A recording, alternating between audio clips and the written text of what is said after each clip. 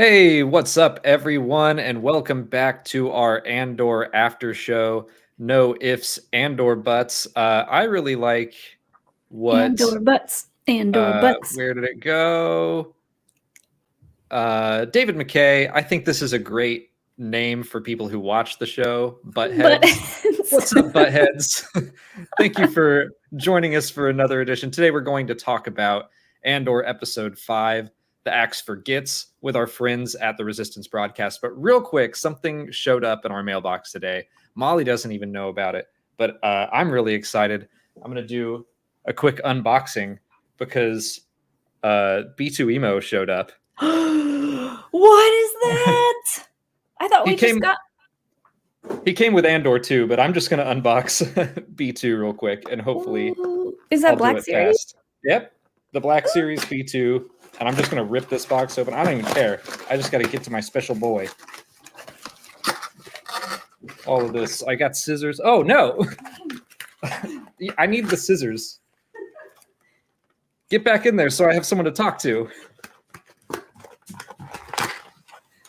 All right. That's going to take already longer than I wanted it to before bringing our guests in. So we're going to bring in our friends from the Resistance Broadcast, James, Lacey, and John. Thanks, everyone, for joining us today. How are all of you? I love how you're just like... You guys always fight over packages? Is that a normal thing? I didn't know we were getting this one. Well, I mean, B2 is my new love. He is the latest character that I need to make a shrine for. So but we haven't gotten him in 2 episodes, which I'm not excited about. Agreed. We got Ferrix for a little bit, but... still no B2. Oh, so now we're going to see that guy hanging out with K2SO. Oh, those are cool. I hope so. They need to. I think they would get along. Does he bend? Yeah. Some people have said that he like bends back and forth. Looks like he does a little bit. You can tilt him to the side. Noise. Yeah. It just snaps the piece off. Yeah, immediately. Yeah, I think he bends. All right. Well, let's get talking about where'd Molly go? I was closing my door immediately because you're loud and my microphone picks you up from the other room.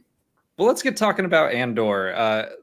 Let's start with James. How have you been feeling about the series as a whole before we drill into episode 5 specifically?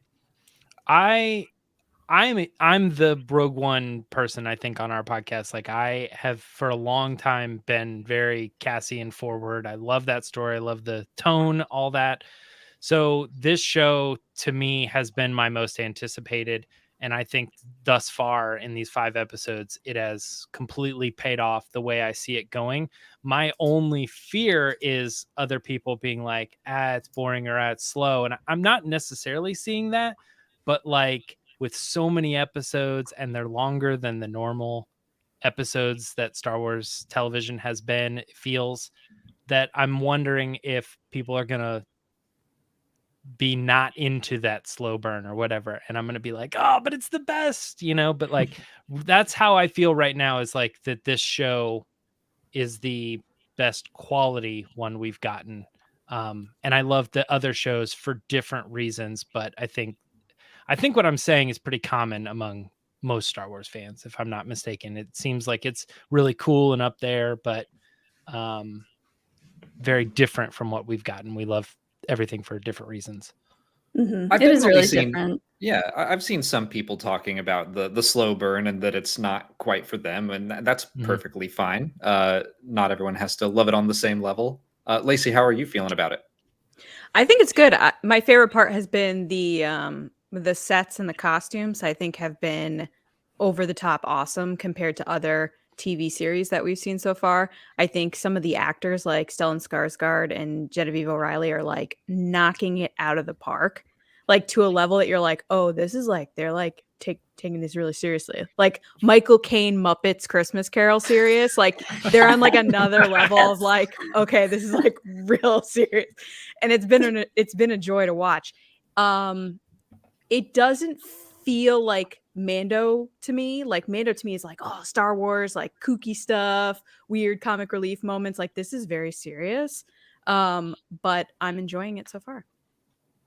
I think that's a great point, that Star Wars can often dive into the literally having Muppets on screen and needing to really commit to that stuff.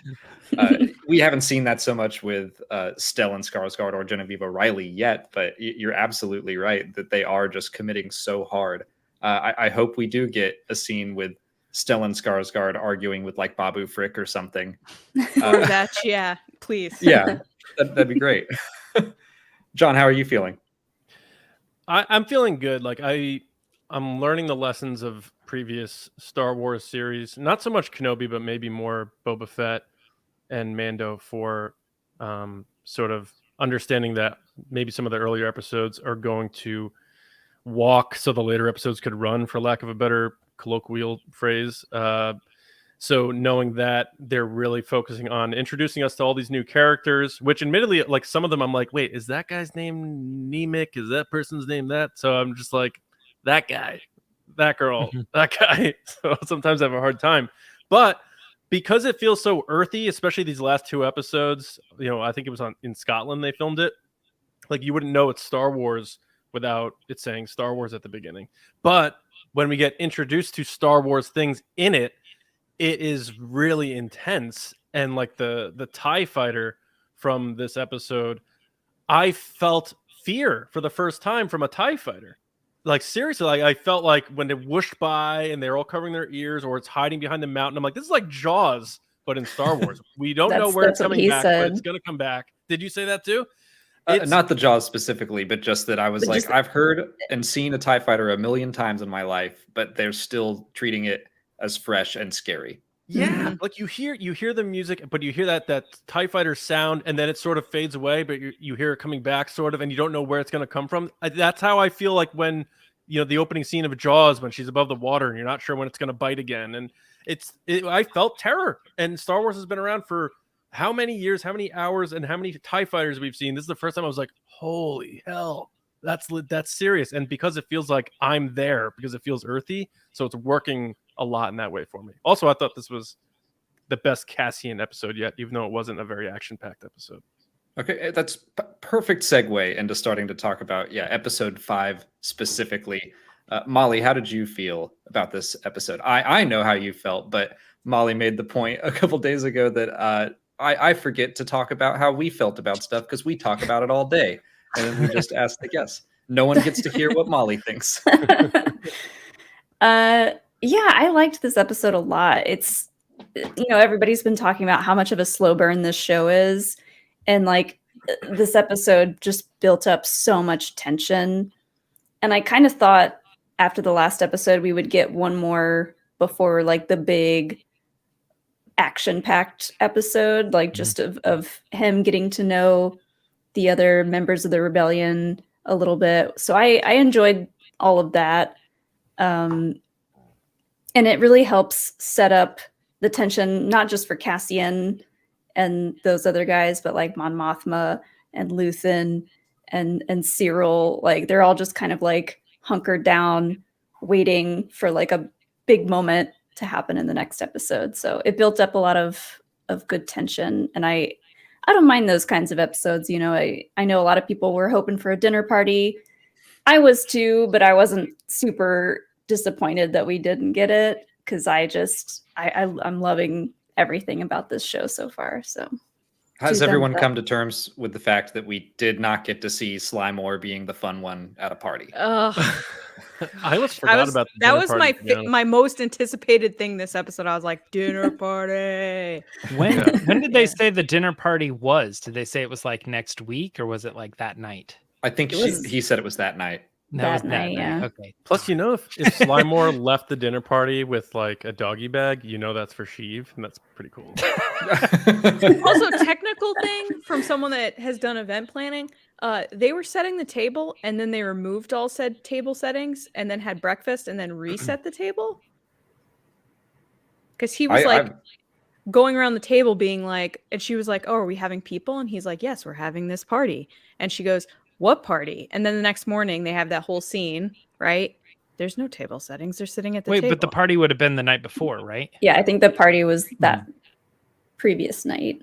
Oh. So they really skipped it. Like they didn't even really show us. I was wrong on my prediction that we were definitely going to get that party, because I thought in the trailer they show like people at her house walking around and stuff, and she has that whole conversation with if I'm not mistaken, a character that we haven't seen yet, where she's like, they might not notice what I'm really doing, and he's like, what are you doing? That whole thing. I thought that was going to be episode 5.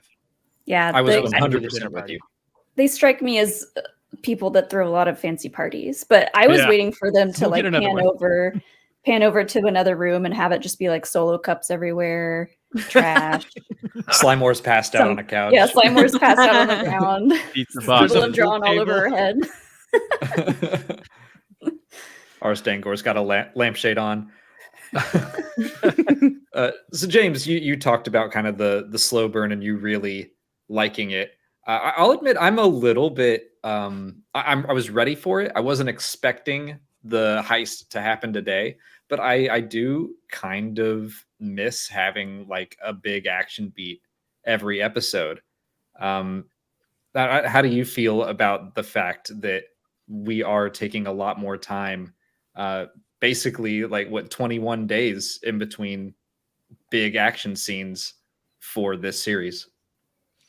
I'm not like a huge fan of television in general, because I feel like it's very difficult to go back and rewatch these episodes. But on that first initial watch, these long form shows are really good at building that tension. And if you condensed Andor to, a shorter time frame, I don't think it would have that same impact, because when we do get to those points where things climax, like in the first 3 episodes, the big climax is like a car driving down the road and it blows up. And it's like, that's not very impactful in Star Wars, but because they had been building up the tension of trying to get out of the city and what it meant and how they were being sieged and everything, like that all built up to something that didn't have to be galactic wide, problem. And I think that's where this show is sort of going to excel, is making small problems big by dragging out that tension and making you understand how important it is that they, get through that gate, or whatever it is, and how difficult it is and how their lives are on the line on just this one simple thing, whereas Star Wars tends to be like, we'll just fly in, typically, and just do something crazy. There's always a lever to pull. They needed to bring it down and make this show very realistic. And I think that's why the long form slow burn is working for it, because when we get the payoff, it means something. I think that's a great point. You're right. It was a very low stakes action scene in episode 3. And I have faith that they're going to have an appropriately sized action sequence to finish off this second arc. From the trailers we've seen, the eye of Aldhani looks really cool. But I do wonder if they're kind of building up expectations that I guess I'm afraid it's going to give me too much time to like build something up, that if we had gotten it all in one day, the same way we got the first arc in one day, I just hope that's what we get for talking about Star Wars nonstop all the time. Like, we're the worst subjects for that. Everybody else is like, oh, that was a cool episode. I'll see what happens next week. And then next week they're like, oh, I forgot there's an episode today. Cool. They're not thinking about it as much. I feel Lacey, like what the do you first think? couple of ones that we got, like the first couple of episodes, maybe they were like trying to get us ready for how they end, because they end so abruptly and you're like, what? Okay. But I don't know. I'm kind of used to that now at this point. Especially Lacey, what do you think of the pacing? The credits are always fooling me. It's like 8 minutes left. And I'm like, oh, good. And it's yeah. Over. Yeah. That's because the credits come in like different languages and they have to do all the different subtitles, which I appreciate that Disney does that. What do I think? I've really enjoyed the character development of this show. I feel like it's done it better than any other show. And I think that that's what people are attributing to, hey, this is slow. But you're getting to know these characters so that when some of them die, which we know is going to happen because Star Wars likes to kill people. Not Mimic, though. He'll be fine. it's gonna it's gonna hurt that much more. But I'm really enjoying kind of experiencing everything through Cassian's eyes, especially with his little crew, and then experiencing everything through Mon Mothma's eyes, who I am seeing her in a whole new light than I've ever seen her before. Like, I feel so sorry for her. And every scene she's in, I'm like, this poor woman got such the short end of the stick / shoved into this world that is just overcoming her. Like, she doesn't know if she can manage it, but yet she knows the importance of being there.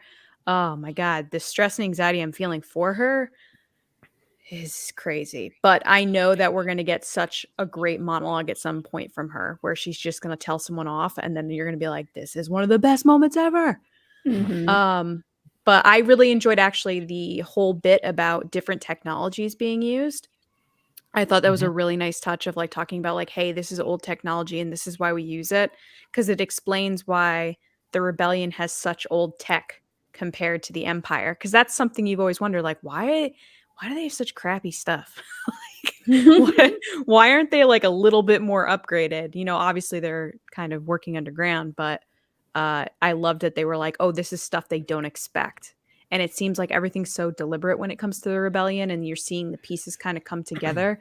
But yeah, I loved all the different like references, like Jakku. They mentioned Kessel, and I couldn't help but laugh because I was like, that actually had nothing to do with this. And all I'm picturing is Han Solo being like, we gotta get out of here. And they're like, they're up to something. And it's Han Solo, who you know is not up to anything. Great. I didn't even think about that, but it's like, but yeah. I definitely laughed because she was like, you know, all these instances. And I'm like, yep, nope, yep, maybe. Which technically, though, he wound up giving the money to Enfys Nest, who gave it to Saw Gerrera. Sure, but rebellion. But you're right. You're absolutely right. Yeah. I'm just picturing Han Solo being like, you got the guy. And they're like, some weird initiative is going on. Yeah. That's a great point. I hadn't even considered. I was like, oh, someone robbed Kessel. But you're probably right. It was like, 5 years ago, someone robbed Kessel. That's right on the money. The old tech reminded me, so much of Star Wars reminds me of Battlestar, but that reminded me of Battlestar Galactica, where they don't want to network their computers because they don't trust the Cylons still.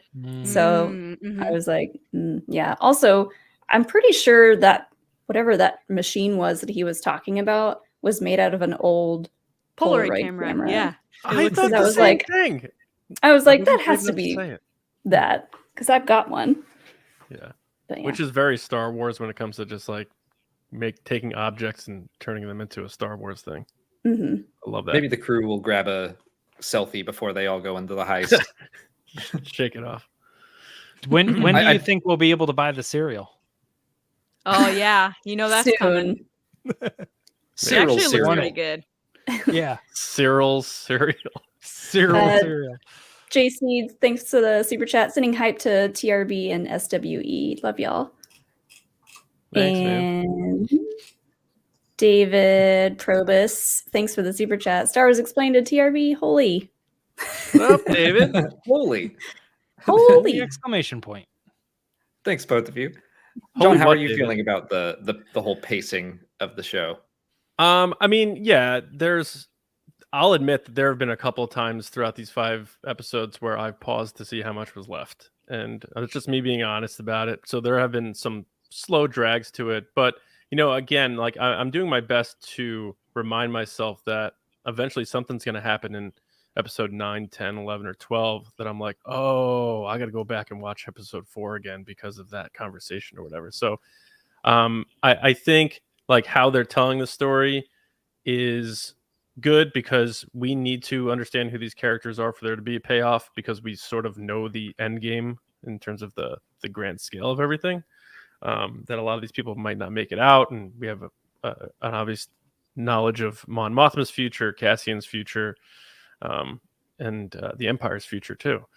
But so I'm fine with that. I mean, I do have my issues when it comes to like that element of like, this really could just be any show right now. They're the woods. It's very earthy. There's a campfire. There's goats. They're not really firing blasters, so I'm not seeing that.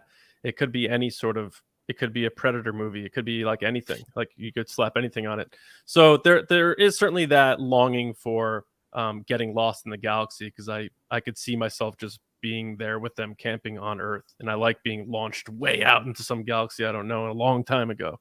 But beyond that, I think this is right for this story because it has to sort of nestle right up to Rogue One, and Rogue One was that way.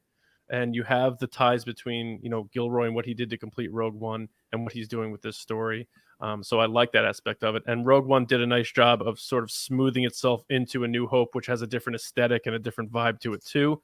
But I think collectively, once we see the big picture of this going into season 2, which is going to bop through 3 years quickly or 4 years quickly, and then into Rogue One and then into A New Hope, it should flow nicely. And that's really all I'm looking for. I've kind of been thinking of this show as a quicker version of a lot of the animated series, specifically Rebels and Resistance. I think they start more away from what is familiar. And over the course of the first season, we get to see more and more just Star Wars stuff.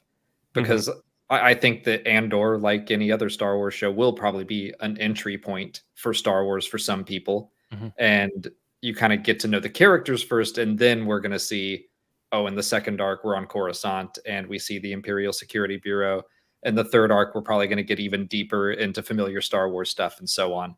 And then, I think season 2 is going to be all bets are off. I think we're going to see quite a few familiar characters popping up if we're doing, 4 years of his life in one season. Yeah, I'm really curious about the fans that watch Andor and then watch Rogue One for the first time. I don't know how many people that is, but over the years, I've seen plenty of people that said, oh, my kids have never seen Star Wars, and they watch 1, 2, and 3, and they don't know what happens to Anakin, and they were heartbroken when they saw this and the, Revenge of the Sith and stuff. And it's just a weird perspective sometimes that we don't really think about. But you mentioning Andor as an entry point, I'm sure it's even better to watch this show and get to Rogue One.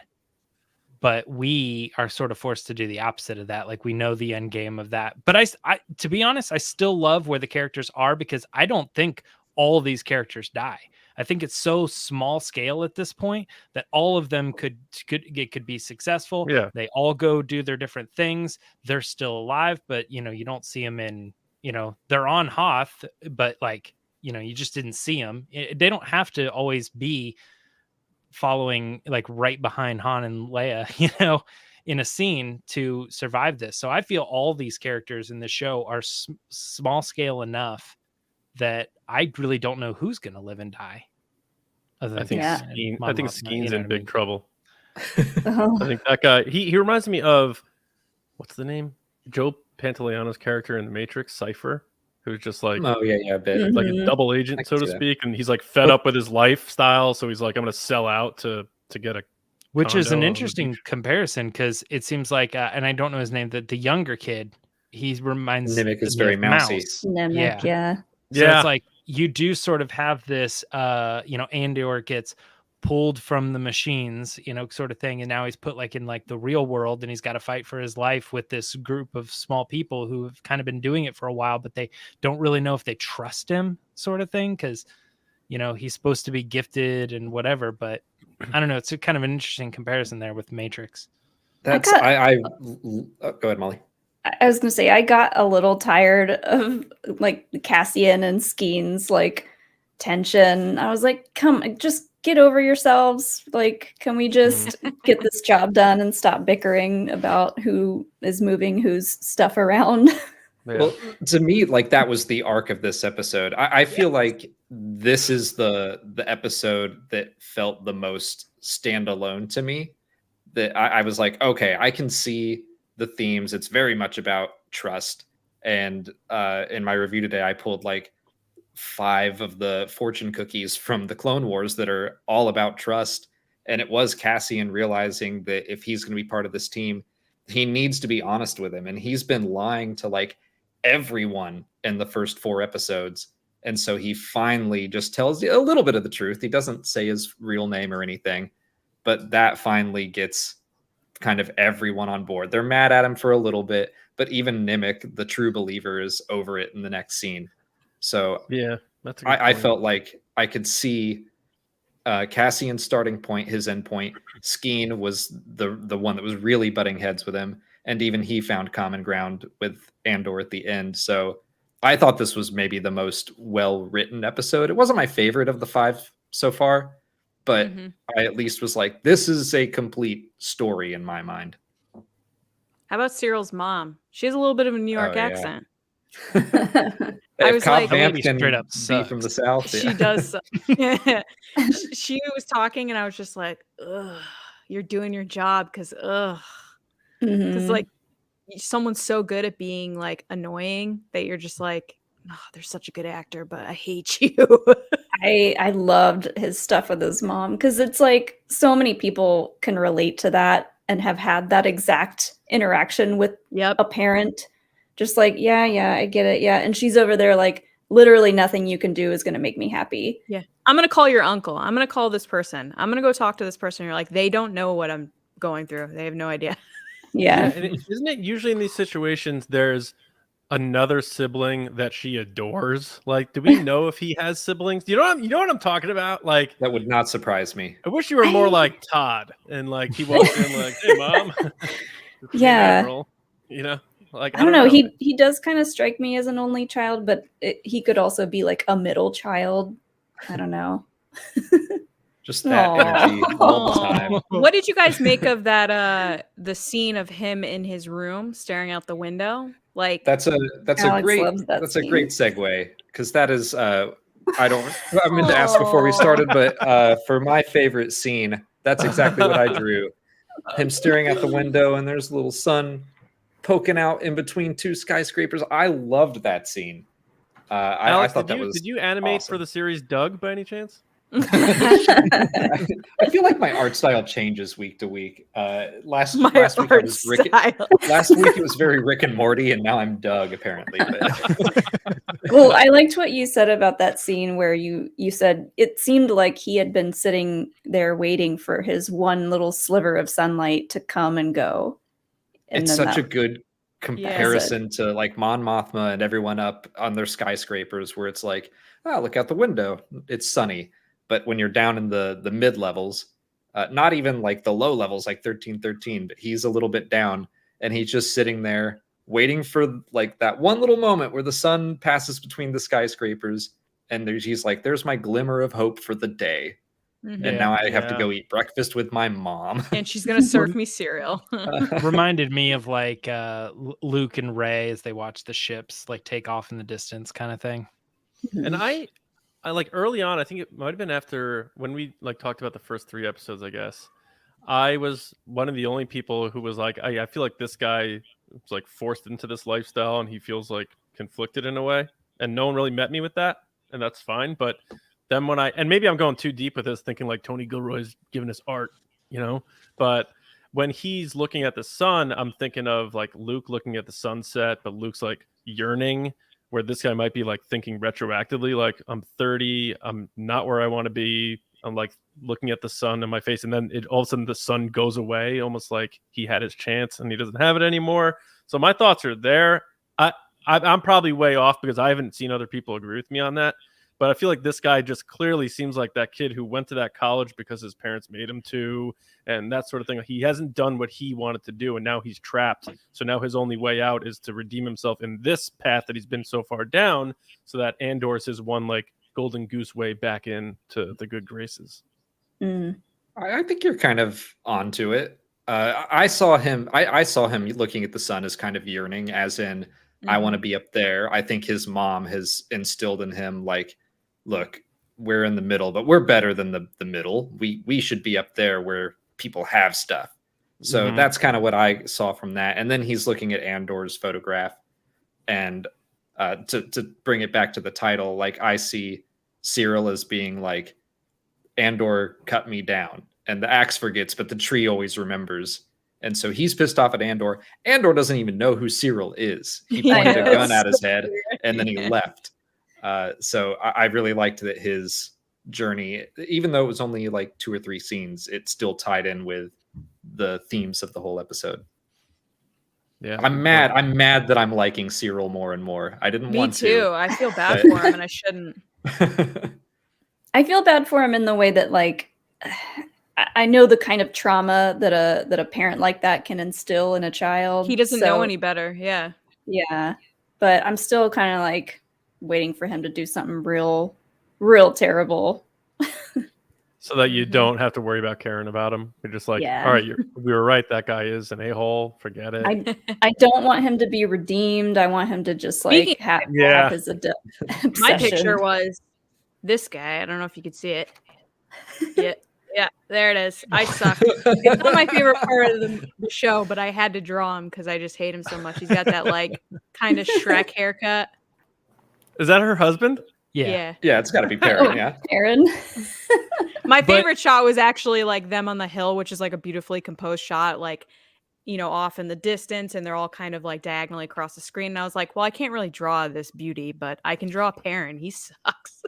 I love that just the whole fandom has all agreed, like, look at Aaron's him. the worst. Just He's terrible. wearing like a hotel bathrobe too. It looks terrible. I wish I could get closer, but I can't because of my lights. But I mean, it's pretty close. Yeah. Oh yeah, I knew not exactly bad. who that was. I'm pretty I sure thought it was that's what Hagrid he or sees that when guy. he looks in the mirror every morning. Hagrid, he looks like the prince from Shrek. Yeah, that too. Lord Yeah. Farquaad. I don't know why, but I honestly do see a little Haggard in there, and I can't explain Is it what the I'm beard? seeing. I shouldn't have He said does- that. He does Yeah. have kind of like triangle hair a little bit. Yeah, maybe that's what it is. You're a wizard, Harry. PlayStation 1 Hagrid. Oh, Yeah. no. Yeah. The box.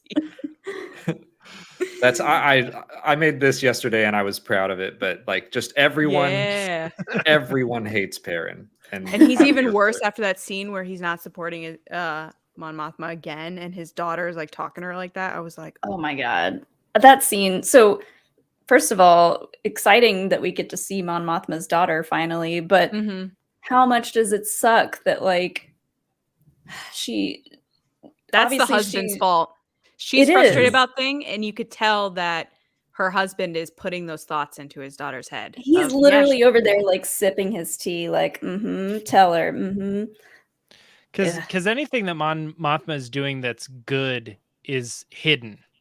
And so she's Yep. just boring. Whereas the father's like, party, let her go out. It doesn't really matter. He's the fun Yeah. dad.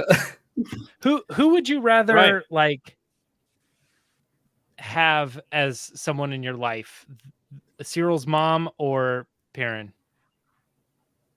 I think Perrin, because he'd leave me alone. He'd be too Rather than orphan. consumed Yeah. with himself. Perrin, yeah. Perrin's too busy, enjoying his own parties. So Edie is just way too in Cyril's She's business. helicopter. Yeah. Mhm. Yeah, I guess I'm picturing it like that's your stepmom or like your That's your or husband? your mother, your husband or your significant other or something. And I'm like, oh my gosh, because like you might be able to deal with this one for a little while when they're visiting or something, and it would suck really bad. But then you'd have the other one all the time. Yeah. And it's not as bad, but it's like over time it's so bad, and it's like I want out of this. I don't want to be around this person at all. The real It's- question is who's worse, Perrin or Tim? Perrin. Oh, Ooh. I almost Yeah. forgot about Tim. But Perrin's I first. I Poor Tim. somewhat He doesn't even defended deserve. Tim, but Two no one M's and I stood with forgot me. about him. He didn't deserve to go out like he did, but No. we also didn't see very much of him, so I don't That's know. true. Perrin. I does see suck. him. He was a jealous butthole and should not have been stalking and spying on Bix. But I like that they never treated him as evil. He made one drunk mistake, and it's going to be bad news bears from now on. But Perrin is far worse in my mind. Yeah. Perrin I just think- doesn't care about anything but himself. I saw this. I think Tony Gilroy hinted at the idea of their marriage being arranged At or, like or at least 16. planned. Yeah. Yeah. So, So I don't she didn't think choose either. Yeah. There's I no don't think love she there. ever Didn't liked him, choose, Yeah. Yeah. which sucks. Lacey, like you talked about, just getting to know Mon Mothma and seeing this vulnerable side to her. It's Yeah. so 2 episodes in a row. It's like, oh, she has a husband. Ah, he sucks. Oh, she has a daughter. Oh, she's a she brat. sucks too. Before that, like, hey, look, she has a driver. Ooh, he's suspicious. And then Luthen's giving her a hard time. It's like she Yeah. can't. Nothing she does, she can't win. Mhm. Yeah, they're Yeah. everywhere. Dang. She has that thing where, like, sometimes you'll have. I mean, this happened with my parents. One parent worked all the time, and the other one was home all the time, and that one resented the other one for never being around enough, so that they would fill the kids' minds. Make with, like, comments. he's Yeah. never Mhm. around, and so just that stuff just seeps into the kids and comes out. And Mom Martha's like, I can't win. There has to be also the frustration of she's living like 2 lives, almost like Batman. Like what we're seeing here is Bruce Wayne, with all the lavishness and the dinner parties and stuff, and the Senate, and then what her Batman version we haven't really seen yet, aside from talking to Luthen, and she's so impassioned about the future of the galaxy, which will be good, like something bright for the future of her daughter, but she can't tell her that. And at the same time, she's so encompassed with both of these things, she has less time to spend with her daughter, who's now just being either ignored or impressioned on by her father. So it's probably just got to be so frustrating that, like, she's almost suffocated that she can't say anything. But she knows she's doing the right thing for the long term, but right now it sucks. Yeah. It's going to be really interesting to see if we get to that point in Star Wars Rebels where she delivers a speech in the Senate and is like, I hate Palpatine. All my homies hate Palpatine. Let's get out of here. Like, because now that has huge ramifications for Perrin, who cares, but also Lita. And like we could see her daughter. actually her version of it in Andor, you're thinking? Maybe. Or the fallout from it or something. I think that, like, now knowing that she has a daughter for sure now is like, it's not just Mon Mothma with the target on her back. It's her whole family. So I wonder how they're going to treat that and what happens to Lita. I don't care what happens to Perrin, but Yeah. Most surprising thing for me this episode was that I've always loved all of Star Wars hair, and I don't like Lita's hairdo. I hated it. The moment she walked out, I was like, this hairdo sucks. I was very surprised. It was like this weird ponytail with like 2 braids down the front. I was like, Perrin probably did it. Perrin probably did do it. It looks like a Perrin hairdo. He has that weird like flippy thing in the back. Like, yeah. It could be what like Coruscant teenagers are into today, and so it's supposed to look like hip and not cool, you know? But the thing is like I always love all Star Wars hair, like Rey buns, Leia buns, like all of Padme's hair. But this, I was just like, you go to the Outlander Club and everyone has that hairstyle. That's where she's been hanging out. Yeah. I wanted to bring a couple more super chats up. Maddie Gunner, what's up, Maddie? What's up, you buddy? guys the best. Hey, yeah. And where's this other one? Ricky Allen, my 2 favorite podcasters together. It's a dream. I'm loving the show so far, but I'm currently obsessed with Mother Mothma saying schedule. That is, I do like that too. Yeah. What's up, Ricky? How you doing, man? Schedule. Should I? Yeah, Genevieve O'Reilly is just crushing it. She's only had crazy. like 4 scenes in 2 episodes so far, but I'm so interested in her half of the story. I hope we get to spend a lot more time there in the the 3rd and 4th arcs. But is her like? Do we know if she has a hideout yet? Like, does she have a Rebels headquarters? A bat cave. Yeah, and like her closet is just all the white sheet, just like 30 of them. We see her in Rogue One. She's got that, and then that's all she's wearing, like that all down the line. So I mean, this would be a good one, Alex. What do you know of any like Rebel bases? What was the first official Rebel home?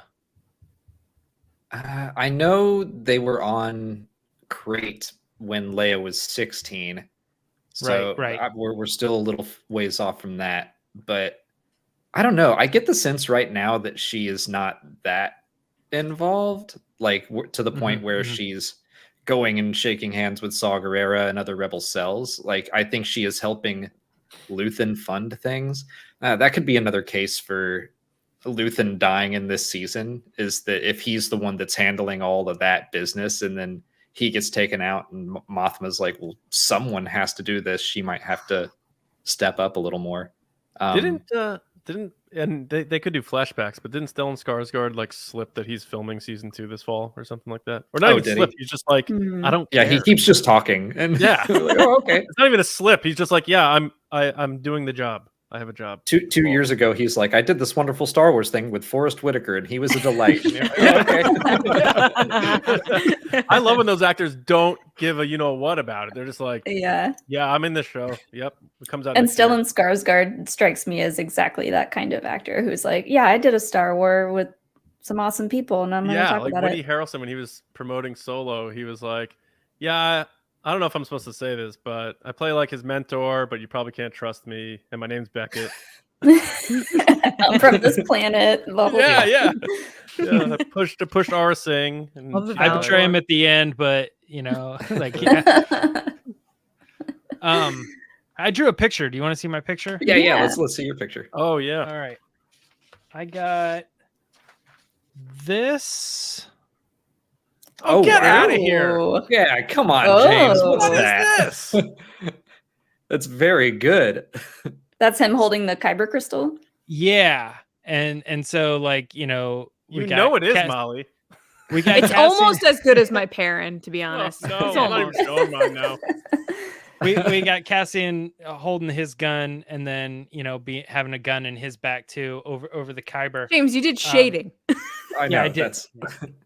No, I actually, it was fun because you said, draw a sketch or whatever. And I was like, man, honestly, drawing is one of those things like I used to do years ago, and I just sort of gave up on it, and I haven't done it in like James is like, I literally just threw this together. decades. Number 2 pencil. No, yeah. I Michael sat down for a Siglain little bit watching and by drew any it, chance? but no, yeah, it was fun because it was the excuse that I needed because I had to do it, and then I was like, okay, cool. So I'll spend a little bit of time having some fun, but a little bit of an interpretation on like how close they are with the hand and everything. But that was my favorite scene of this episode because I think as you were talking earlier about how that was sort of the arc was the confrontation between those two characters, like I thought that was the height of it. And then the after it, escalates to the highest point, it kind of falls down. That's the apology at the end. But that's the highest point of like when he rips it off his neck and they're in this huge tension and everybody's like grabbing their gun. And I'm like, this is so good. This is exciting. And there's so much tension, and like realistically take a step back, like not much is happening. Like, I really enjoy how real it is, like bringing everything down, that low stakes, but make everything really feel important, how risky this whole thing is. And I don't know, that was my favorite scene. I thought it was great. It feels real, and it this is probably just because Rings of Power is on, but it reminded me a lot of like Fellowship of the Ring and Boromir taking the ring for that one little moment. Good call. And everyone kind of tensing up, Aragorn putting his hand on his sword.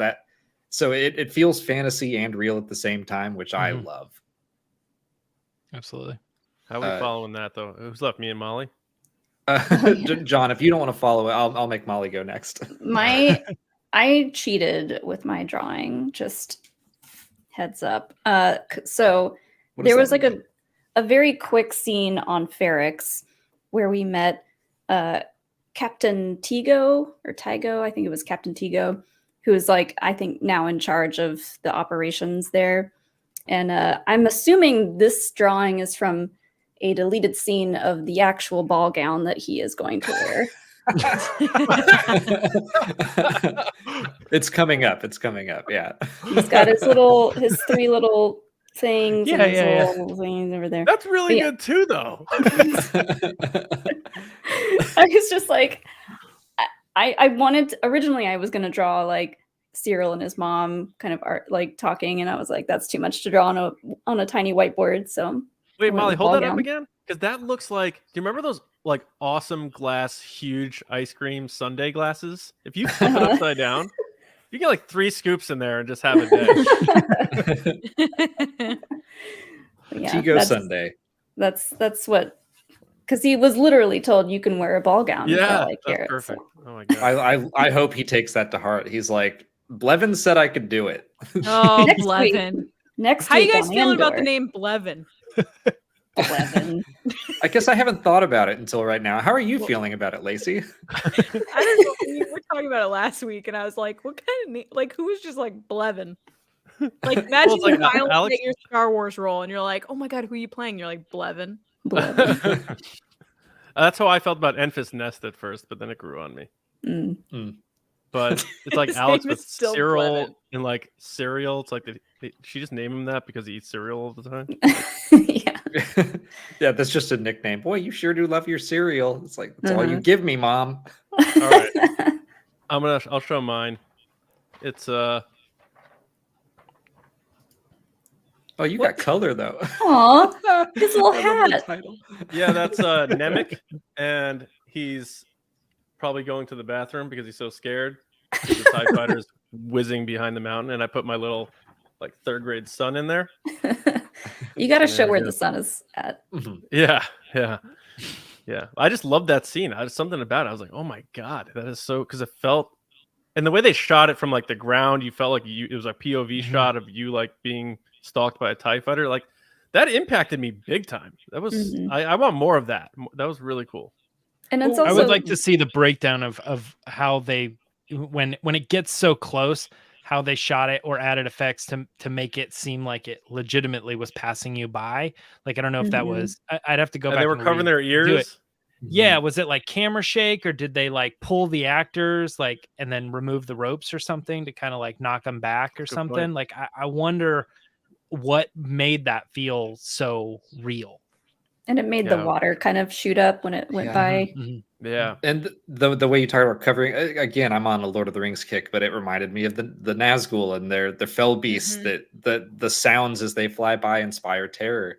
But John, I'm curious what your interpretation of that is, because when I was watching it, I guess I saw the TIE fighter and I feel like the pilot saw some farmers over there and just flew by to be cruel. Yes. Like, I don't think he was checking in. I just thought he was being a dick. Yeah. I think that's fair. Buzzing the tower, if you will.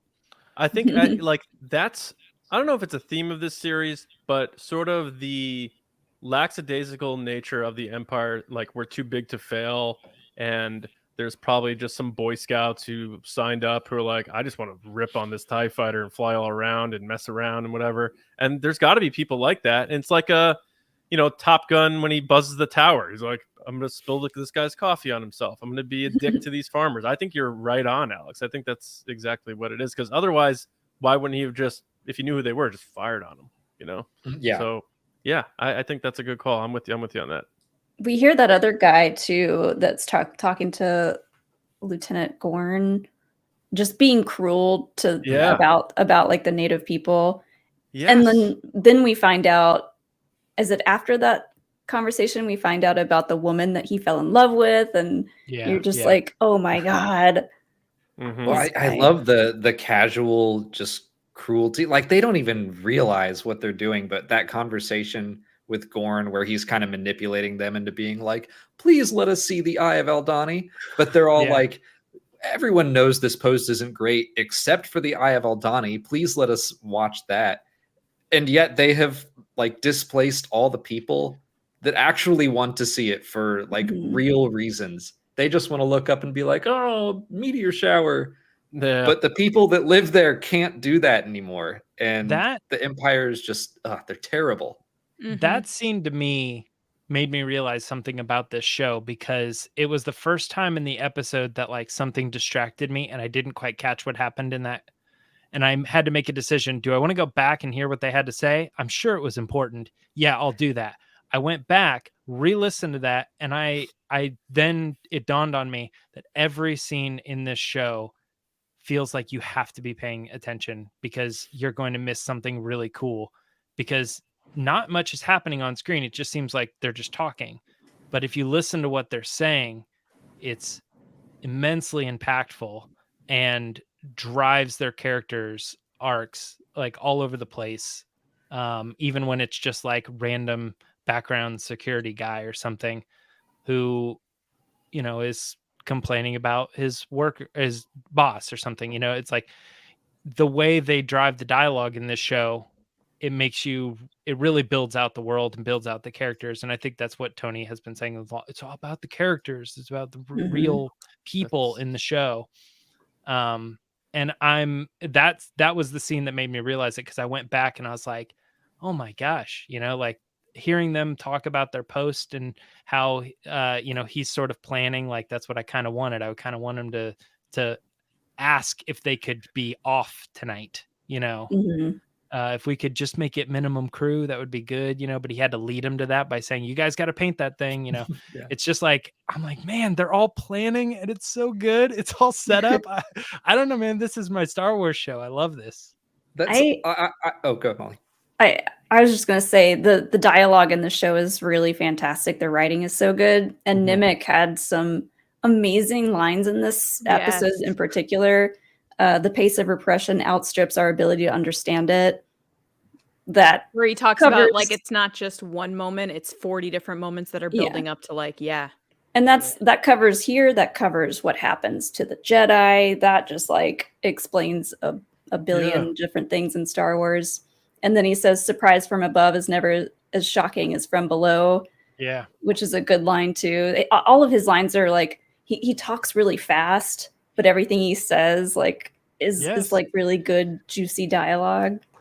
It's funny. Maybe they'll release his manifesto as like one of those in-universe diaries. Yeah. That would be cool. Yeah. It's interesting how sometimes television shows can make you realize things about the real world, where if somebody just told you that in real life, you wouldn't like buy into it. Like somebody being like, oh, I'm not on Facebook, like the social this and this, you know, and how they're controlling you, and nobody reads the terms and conditions, and they're using your photos and their information, you're selling yourself and all this. And it's like, we just sort of kind of accept that. But then when you hear like a Star Wars character explaining, like, they're just slowly taking things away, you know, and you're never going to ruffle any feathers if they're just pulling this one thing and this one thing, but they're moving you into that position. And that's why I don't do it. And it's like, it makes so much sense when you're looking at the rebellious side, you know, the rebellion, take down the government or whatever. But in real life, we would look at those things and be like, those are the crazy people, you know. I don't know. There's when a lot of really stuff are looking at like this corporate, you know, craziness that's going on in the world, and how they're sort of over us and sort of trying to push us down. I was going to say there's a lot of, I feel like, real life reflection in this show more than I expected. And especially this episode, hearing them talk about how the Empire is like taking things away one by one. I was like, oh my gosh, this is ringing. I really need Grogu about now. Can I have a cute moment? Do the magic hand thing, baby. Something cute. We need something cute. Yeah. And then like what I said before about I thought this was Cassian's best episode, is because in a weird way I felt he was almost overshadowed a bit in the other episodes by big performances. And I understand why they did that, because we know Cassian already. They need to bring us up to speed with the other characters so that in terms of knowing the character and being vested, we're on that level. So I completely understand and appreciate that. But then from a in-story perspective, like you said before, Alex and Molly, he had enough. And he's like, I got to open up a bit and say, like, I was hired for this. Look, here's the deal. And then when he did that too, he like started calling them out more and like showing more of his expertise. And when he pointed out how he knew people were left-handed or right-handed, I'm like, yeah, now he's like, or his great line about fear and losing your nerve. What I'm all about and what I can do, what I'm capable of, and having more confidence to assert himself now that he knows he's in this situation, like whether he wants to or not, you know. So before he was more like sitting back, surveying, and like not really showing his full hand and what he knows and what he could do. And then in this episode, it was all on. He's like, you're a lefty, you lean right, but you shoot left. And I was like, there he is. There's the guy. I think that's a great point. Something that I was speculating on from the first 3 episodes is that I feel like the first arc is about how so many formative moments of Cassian's life weren't his choice. Like he was just taken from Kenari. He was taken from Ferrix, and we're going to build him to a point where he eventually is like, hold on now, like I'm going to make the choice to go to Scarif and probably die. And like the final chapter is written by him, but when we start, he just kind of lets things happen to him. And you're right that in this episode, he's like, all right, I'm going to make a choice for me. I'm going to open up. And that we're seeing Cassian kind of become more and more who he will be. Yeah. And standing up for himself when it came to like flying the ship later in the mission. Yeah. I kind of think that's BS. That's my little theory. You were saying that the stuff he was saying about the lever getting it off the rail, that he was making all that up. I don't know. I don't either. I mean, he said he's flown one before, but he made such a big deal over like, you guys don't know, what were you going to do without me? And like, and then they pressed him on a couple questions, like, how do you know that? And he said something that just sounded like gibberish. So I'm like, I wonder if he is just trying to take a little bit of control. Yeah, he said it was like a custom I don't know. We'll find out next week. But. Yeah, it's either like that or Star Wars, which it loves to do, is poking fun at itself, where it's always this complicated thing to get in, and you get into that ship, and then it's just one lever, like bang, and there we go. Yeah. I don't know. It could go either way, but just me seeing him talk, I was like, I don't know about this. That's fair. That's completely fair. I mean, that's a fairly good segue into we can talk about next week and make some predictions. Do we think the heist goes off without a hitch? Happy ending for everyone? The trailer, I mean, the first trailer where we see the eye and the sky lit up red and all that stuff, like we're going to get a lot of action in this. I would like to see that happen. I would like to see the next episode not end with that, but like maybe in the first half of the episode, and then we get to like push forward to like hand the baton to the next trilogy of episodes. But to me, it looks like he's flying that thing by himself. Like maybe he's doing that and letting the rest of the crew go in another ship to like divert, like as a distraction. I don't know, but it looks like we're going to get a lot of action, and I think it'd be cool if Cassian just sort of had that signature moment where he just completely took over, and like they stood back and realized like, oh, this is the guy. Like this is Neo. I know we keep making the Matrix reference. But... I think you're doing Matrix. I'm doing Lord of the Rings. Yeah. What I would like to see is like, I want to see them get a win for this particular job, but then maybe someone gets captured, like something happens to where they're like, well, shit. I hope we get the dinner party. That's my big thing. The dinner party, yeah. Yeah. Whatever that big like meeting is, and Mon Mothma's talking to that guy. I think it would be interesting for the next episode, or possibly two, to really show us everything we've seen in the trailer, or a lot of the things we've seen in the trailer, so that the back half of the season is really new and fresh. I do think it's likely that they run into troubles, but we do already know that they at least make it to the escape vessel. You know, we do at least know that Andor to some degree is going to, you know, he's going to get out alive. He might get captured, but that'll just lead us into the second half of the season. But I think overall, he dies again. Yeah. He said at Celebration he gets cut in half, but he comes back with robot legs. Yeah, no, he dies, and then Rey shows up and resurrects him, and no. World between worlds, baby. Exactly. Oh. Yeah. This is the show it comes in play. And I'm the one to do it. I think that, you know, when on our show, Lacey has said before that the show was going to be real downer and they were going to have a lot of losses and stuff. And I kind of was fighting against like, no, I think that you could see a lot of wins in this show, actually. Because this is the building of the rebellion, and they have these little wins here and there. They're not constantly getting beat down because they are building to what is later success. So these are the sort of wins that you get when you watch, say, like Rebels, for instance. They are getting in, they are getting out. You know, they are going on a mission, they are being successful with that mission. And not everybody is dying on those little here and there, those pockets, those fermenting pockets kind of thing.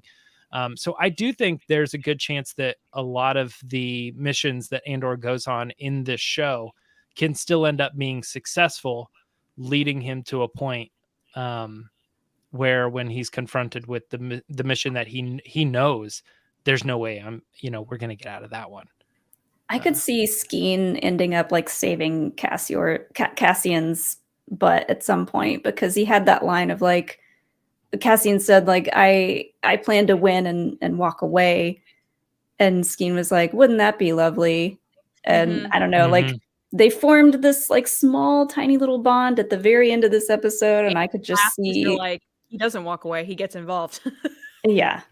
Dude, everybody's speech is just so good. Like the dialogue is just great. Like his whole thing about like his brother didn't just get killed by the Empire. He got mentally devastated by the Empire and killed himself. Yeah. Like put stones in his pockets and fell off the boat. Like that is rough. It's really rough. Yeah. That I saw some people in the chat talking about how the show isn't very fun, and I do get that, but like I have never once been bored watching. Yeah. I think that's where I'm coming from. Like James had made reference to it. I don't think it's not enjoying it. It's just knowing, wow, I'm going to be depressed after watching this. Well, hopefully it's going to hurt so arc, good. yeah, maybe every arc will bring us back up into hope.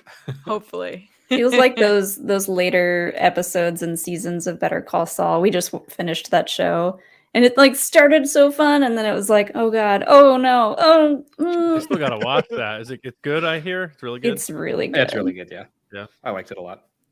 I like Breaking Bad. I just haven't taken the plunge, so that's probably my next thing. Have something on the side, like have a fun show, a comedy to watch alongside. Like Ted Lasso. I started that recently. Yeah, I was gonna say Better Call Saul and Yes. Ted Lasso. A great balance. Yeah. Well, I think that's a good stopping point. We know all of you are doing your show in just 2 hours, right? Yeah. So we'll let you all take a little break. But before we let you go, just let everyone know where they can find you. Links are already posted in the description. We got your link trees and all your Twitters and all that. JC sent in a super chat and said, "This is so you can all take James's art class." Dang. Hey, Just shading. $2 towards Shading. tuition. Yes. Cheap class. All right. No, thanks for having us. And thanks for the links. That's really thoughtful. Appreciate that. The Resistance broadcast, we're available on all audio podcast platforms, Spotify, Apple, Amazon, SoundCloud, wherever. Also youtube.com/Star Wars Newsnet videos, where we'll be live tonight at 9 p.m. East. John Roca is joining us. He's been chomping at the bit, so he's going to hop on and talk some Andor with us. And then tomorrow it will hit all the audio platforms. And then Twitter at RBATSWNN, the Resistance broadcast on Instagram, and Resistance broadcast on Facebook. Am I missing anything else? I guess that's it, right, guys? Yep. Yeah, pretty much. Cool. When are you guys going to start TikTok? We've been talking about it. We've been TikToking about it. Yeah. I'm going to be 40 in 2 weeks. I don't know if I'm allowed to. You can do it. I believe in you. Thank you, Alex. Thank you. Well, thank you all for hanging out with us for an hour and chatting Andor. Have a great show later tonight. Everyone go watch it, because hopefully we're not going for another 2 hours, but Yeah. Ooh. But thanks again, James, John, and Lacey. Thank you Bye, guys so guys. much. Thanks for Let's having talk us. to you guys soon, and have fun the rest of your show, and then enjoy the rest of the Andor. See you. Will do. Thank you. And Molly and I are going to keep hanging out. We have some super chat questions to answer. We'll answer some other chat questions here and keep the Andor talk going. Let me scroll So all the our- way up here to find these super chats while you read them. Let's see. I've got our first one here from Mark White. Thank you so much, Mark. Character depth and the tension building here is so satisfying. And speaking of pace, that great line you read earlier, Molly, the pace of repression outstrips our ability to understand it. There we go. Maybe the best Star Wars line ever. Love Nimick. All my homies love Nimick. Nimick's the best. That is such a great line, because as soon as you hear it, you start applying it to this show. And then you're like, that applies to this other show. And you're like, that applies to the whole Jedi. and you're like, it works so well. It applies to the whole world. I mean, if you get on Twitter and you're doom scrolling and you cannot keep up with all of the tragedies of the world, and it's difficult. And I connected it immediately to like Perrin and people like that who just get numb to it and turn off and don't care about anything because it's too hard.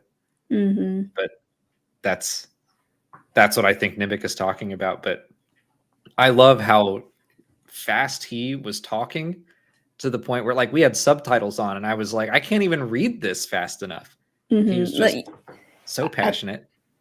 I can't remember who said it, but one of our guests was like, you almost have to watch this show twice because you don't catch everything the first time around. And I definitely feel that. But I do think that this show has the best writing of any Star Wars thing that we've seen thus far. Ever. Anything. It does remind me, like, I immediately jumped in my mind to a novel by James Luceno or something like that. And I'm like, you know what? This feels like it tracks right there with it. Something like Darth Plagueis or... I mean, I haven't read everything, so take what I say with a grain of salt. Yeah, I know. But I'm agreeing with you. Just the way that they weave Star Wars and just take it very, very seriously. And I like that, there's room for all of that in Star Wars. There is room for very goofy stuff and there's room for very serious stuff. Mm-hmm. It's great. Love it. Gio Flores has our next super chat. Thank you, Gio. I'm loving Andor. I'm actually really enjoying the pace and so excited to see how it'll eventually lead right into Rogue One, which Tony Gilroy has straight up said that it will. Yeah. What's up, Gio? Gio's our newest member of our Patreon. So Jedi Council. Just Jedi Council. So hi, Gio, if you're still here. Yeah, like Tony Gilroy straight up said, the final scene of the show is going to be Andor walking across the tarmac to get in a U-wing or a ship and go to the Rings of Kafrene and meet Tivik. And I'm like, okay, well, no mystery there. I don't mind that he said that, because then I don't either. Just the fact that we know what's going to happen in Rogue One, I don't mind knowing where this show ends, because it's all the stuff right before that that's like the really good stuff. I mean, it just seems to fit with the tone of Rogue One and the fact that it leads directly into A New Hope. So the idea that you could watch all of Andor, Rogue One, A New Hope, and it's just this big, long string, that's pretty awesome. I do really enjoy that. Like, when we got to see Rogue One and it ended right up against A New Hope, I immediately was like, now I want to watch A New Hope. And like rewatch Rogue One and rewatch A New Hope. So if they keep setting stuff like that up, that's a super easy way to sell Disney Plus subscriptions. Like, oh, you like this thing? Well, it ends right when this other thing starts.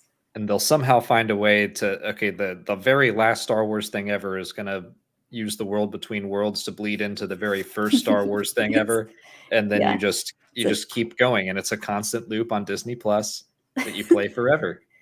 And it's like, you never know when George Lucas might want to change something and make it a uber special edition. So it could change.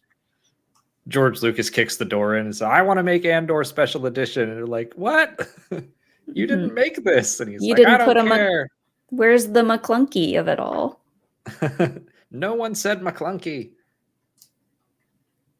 Batman is My Dad has the next super chat. Thank you. Speaking of the World Between Worlds, I think Cyril is going to use the World Between Worlds to go back and stop Cassian and become Emperor. I know Alex definitely agrees. I can't believe I was the first person to bring up the World Between Worlds today. I just think it's really funny to imagine that the idea of that coming into this show, because it is so real and so grounded. I mean, we'd already got, it's not that far away. We had the Mortis tablets, which were reminiscent of the iconography that Ezra used to access the world between worlds. So all he has to do, someone has to go into Luthen's shop and use the Force on those tablets, and maybe there's a gateway. Maybe Luthen knows and has been using the world between worlds. How else does he know everything about Cassian? He knows everything about Cassian. He's got all of these treasures from ancient times. Ooh, yeah. I bet he stole them. We just Luthen's watched a time that. travel. We just watched that episode of Last Week Tonight about people stealing art and Which statues was and very stuff. relevant to Luthen's antiquities shop, because it looks like a lot of the things in there were taken from cultures that have been subjugated by the Empire. Mm-hmm. We saw it happen to Utapau. I don't think the Great Purge of Mandalore has happened yet, but the Empire is definitely there and occupying it. So the Kashyyyk is an easy one. Don't know how Starkiller's armor has been subjugated, but for the most part, a lot of that was just like, yep, that is a culture that the Empire has conquered, and now they're taking their stuff and their culture and selling it. I wonder how Luthen feels about that, using it as a front, but it's a good cover. It makes me think that one day the airbase on Aldhani, the future airbase on Aldhani, is going to start selling tickets to come see the Eye, Yeah, whatever that thing is. Even though it's like a Blue Angel show during the Eye, and yeah, they have blue TIE fighters and stuff. they'll sell hot dogs and T-shirts and hats, and it'll be great. Thanks, I hate it. Thanks, I hate it. Got another one from Batman Is My Dad. That's cousin from the bear. Sure is. We only watched the bear once, and it was a few months ago, but I thought he looked a little more full, like beefed up in the bear, which probably did shoot after Andor. But I was like, I think that's why he was shirtless in that first scene, because it was kind of striking. It's like, oh, that dude is eating roots and sleeping on rocks. Yeah, they've been eating roots and drinking that disgusting milk. But Molly pointed out, it's not blue milk. It's not blue. That made me think of Tony Gilroy just being like, you know what? I've had it with the blue milk thing. Just make it regular colored milk and we'll just call it something else. It's a special kind of milk. Looks like milk. Tony Gilroy said, listen here, George Lucas. I did your blue noodles. I did blue cereal. I did all kinds of blue things for you. I'm going to keep this milk white. Like, just let me have normal milk in my show, please. Yeah. He called up George Lucas to say that, and George was like, I'm not even there. George was like, you do what you want. But the bear's good. If you haven't seen the bear. Really good. I almost want to rewatch it because we went through it so quickly. We watched it in a day, I think. But it was really good. Turgrit has the next super chat. Thank you. Where is Mon Mothma at in her rebel career? Does she believe that open conflict is a future option, or is she only planning on these small operations? I'm guessing that she is not that involved yet. I'm not sure. Like, it seems like she is funding things, but... That's what I was going to say. It sounds like she's funneling some money and like used to have a lot of connections, but now she keeps bringing up the fact that all she sees now are new faces and it's getting a lot harder to move money around. So we're getting close to her getting more involved personally, I think. But I think up until now, she's been just kind of like an anonymous donor. Mm-hmm. I get the sense that she is very scared, which she has every right to be. I don't think she is like leader of the Rebel Alliance, Mon Mothma, at this point. Just like Tony Gilroy and Diego Luna made a big deal out of like, you're not going to recognize Cassian at the start of this series. He's not going to be who he was in Rogue One, and you're going to watch him transform into that. I think we're doing the same thing with Mon Mothma. Like she's being ganged up on by her crappy husband and bratty daughter, and like that sucks to see, but I think we're going to see her grow into that leader and what led Yeah. her to be the one, like the person to save the galaxy. I don't care at all about what happens to Perrin, but it makes me sad now that we've met her daughter to think about like, where did she go? What happened to her after Mon Mothma left her spot in the Senate and politics and became like full-time rebel leader? Like, I hope that the daughter is around there somewhere, like that she came with her and realized how shitty Perrin was, but who knows? Yeah, I mean, I'm the same way. Mon Mothma could have had to make the very difficult decision to literally leave everything behind. And I think that's a danger too, to condemn Palpatine and then go on the run. It's like you're not the only one in trouble. So I hope that she and Lita find some understanding and common ground at some point. But B, I hope Lita's not in danger. But also, it's like Mon Mothma having to weigh the fate of the entire galaxy and all the entire future generation against her one daughter. Like that's a heavy thing for Star Wars to tackle. Or maybe somehow she follows in her mother's footsteps and she's like still kind of in the crowd of like people that Perrin's in, but she's like moving funds and secretly helping her mom and the rebellion. Like maybe she kind of just follows in her footsteps. I don't know. Mm-hmm. And I mean, like, I think I've been even a little harsh about Lita at some points, but seeing people like, yeah, she is a brat in this episode, but like she gets any a pass. better. Yeah, she's not Perrin. She's been raised to think this way, and like I don't know how old she is, but she's like a young adult, a young teenager, and so like all she knows is her mom's gone all the time. She seems like she only does things for appearances. And, you know, she doesn't know about all the work that she's doing behind the scenes. And then she's getting Perrin squawking in her ear about like his grievances about Mon Mothma too. So like that's all she knows. Yeah. Like I just remember what I was like when I was 15 or 16. It's like I grew up in a bubble and only had my little life experience that, you know, as you age up and you meet more and more people, very much like Gorn.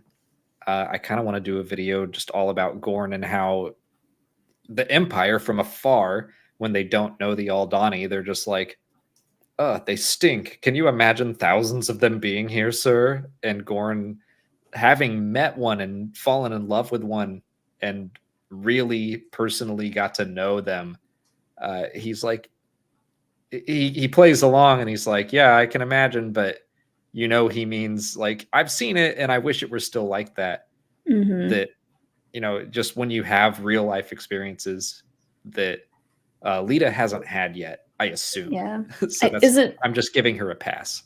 Is it Vel that says like everyone goes through their own rebellions? So yeah.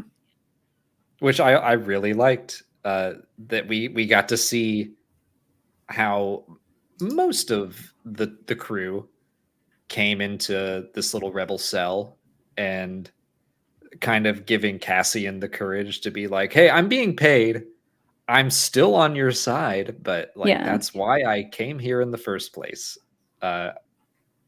Because again, his story is no different from Han Solo's, really. Starts out with like, hi, I'm being paid to be here. And then he helps save the galaxy. Mm-hmm.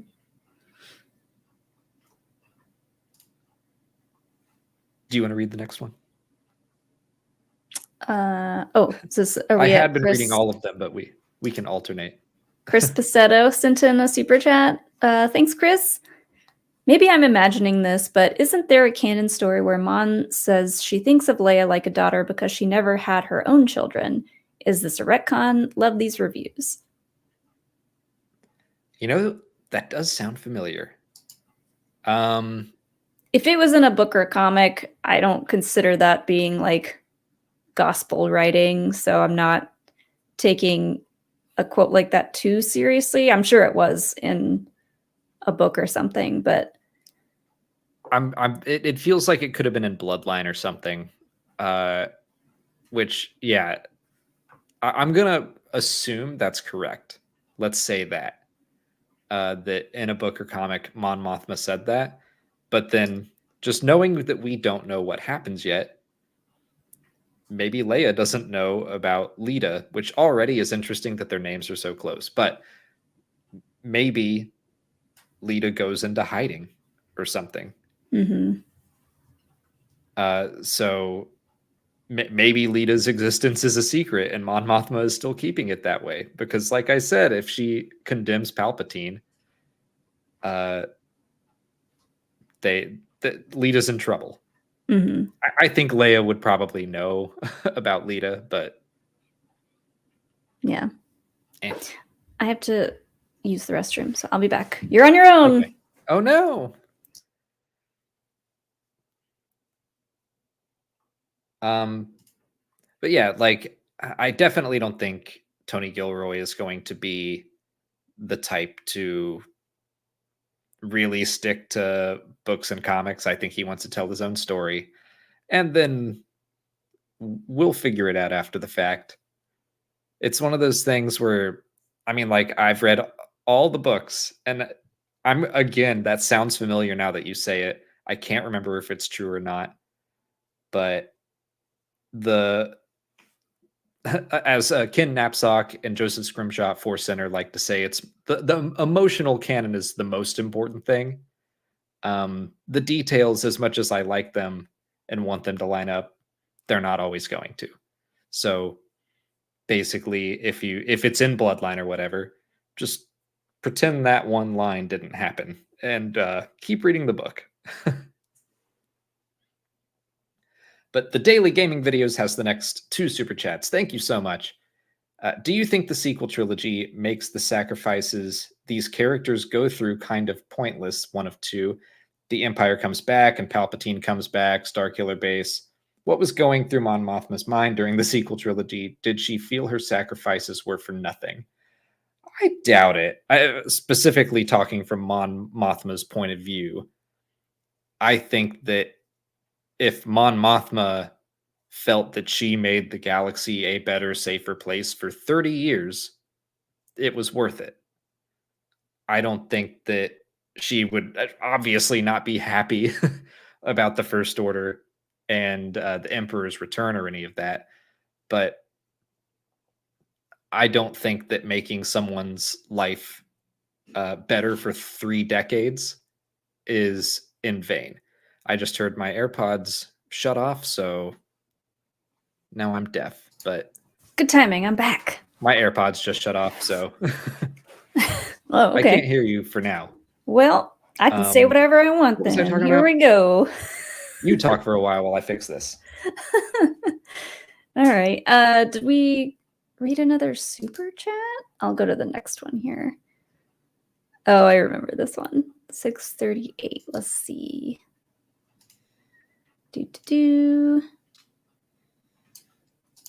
This one. Oh, we should have read this one when it was relevant, but Tin with 2 N's sent in a super chat and said, y'all made me double take when you said Tim sucks. Tin is great. Tin's great. Tim, not great. Yeah. But real quick, I said every curse word that we don't allow on the channel while you were gone. So Criff, Kark, Poodoo. Sorry, I was rambling about the Daily Gaming Videos question first. Okay, you did read those. Okay. Yeah, I was in the middle of that one.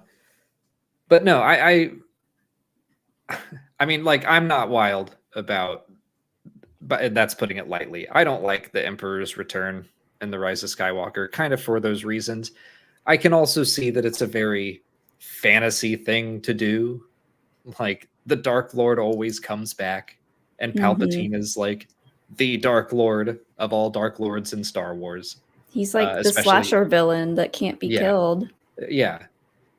Like, I hope they don't do it again. But No. like, it just happens. So wouldn't I don't think dare. Mon Mothma would think that all of her efforts were in vain. Especially because, like, yeah, the First Order came back for like a year, and then they were gone again. So Mhm. it was like a little speed bump on the road to peace. Yeah. Just another one final sad attempt by Palpatine to come back and rule. That guy just can't get a hint. How many pits do we have to throw you down, old man? Al with a heart has the next super chat. Thank you. Haven't caught a live in ages. This was my favorite episode so far. I love that they're highlighting support for a cause. Highlighting that support for a cause doesn't have to be monolithic. Agreed. I loved Vel basically saying, don't gatekeep the rebellion. Yeah. Like, we all have our jobs to do. Get it together. And I think that's well said. I think it was more about, just being honest with each other. I think that's what really bugged Skeen, is knowing that Cassian was hiding something and not knowing what, and being worried about whatever it was going in. Because once Cassian was like, here's the truth, everyone got on board. I mean, that's barely skimming the surface of the truth. Like, all of them are keeping their own secrets. And like, this whole episode was about trust. And it would have been funny if Cassian was like, look, man, I got a whole, like, we don't have time for me to tell you about my backstory, how I got to where I am today. We need a therapist and a couch and some popcorn. Like, it's gonna be a minute and we don't have time for it. But yeah, by the end of the episode, when he did explain that he was being paid to be there, but he's still there, like, that felt good. And I guess that was enough for Skeen. Yeah. And you rolled your eyes at it, but his line of like, that's as close to an apology as you're gonna get. But which is fine for a character like that, but I was like, people and their barriers that they put up, come on. He's just like Cousin and the bear, just always angry. But yeah, I liked the exploration of how all the various trees that have been cut down by the Empire, how they came to join the fight, and that every version of the story is different. Even Skeen, like, he's just in it for revenge. That's not as noble as Gorn's reasoning, which I don't think is as noble as Nimic's reasoning. So if all you're going to do is argue about who has the best reason to be there, that's starting to get into Imperial territory. True. Next up, we've got a super chat from Raider Reaper. Who would have thought that the Narco guys would save the Star Wars? save Star Wars, not the Star Wars, but sure. I think Diego's in Narcos. We've never seen Narcos, the Netflix show. So I'm pretty sure Diego's in it. I don't know who else is in it, but if they're working on Andor, they're doing a great job. Yeah. Here's something I never want to hear again is, who asked for this? Because I heard it, like, when did they announce the Andor series? But everyone just like, who asked for this? It's like Tony Gilroy, and that's all that matters. Okay. Do they never, ever want to hear an original story ever again? Because, like, no one's going to ask for something completely original. Yeah. No one asked for Star Wars. Everyone thought it was going to be a mistake. Just, like, let people do their thing. You don't have to like it, but give it a chance. Gosh, people. Give it a second. Anyway, gosh. Give it a second. Sydney Allen with the next super chat. I want to say will they have the kid in more what? I want to say, will they have the kid in more episode more? Maybe one episode more.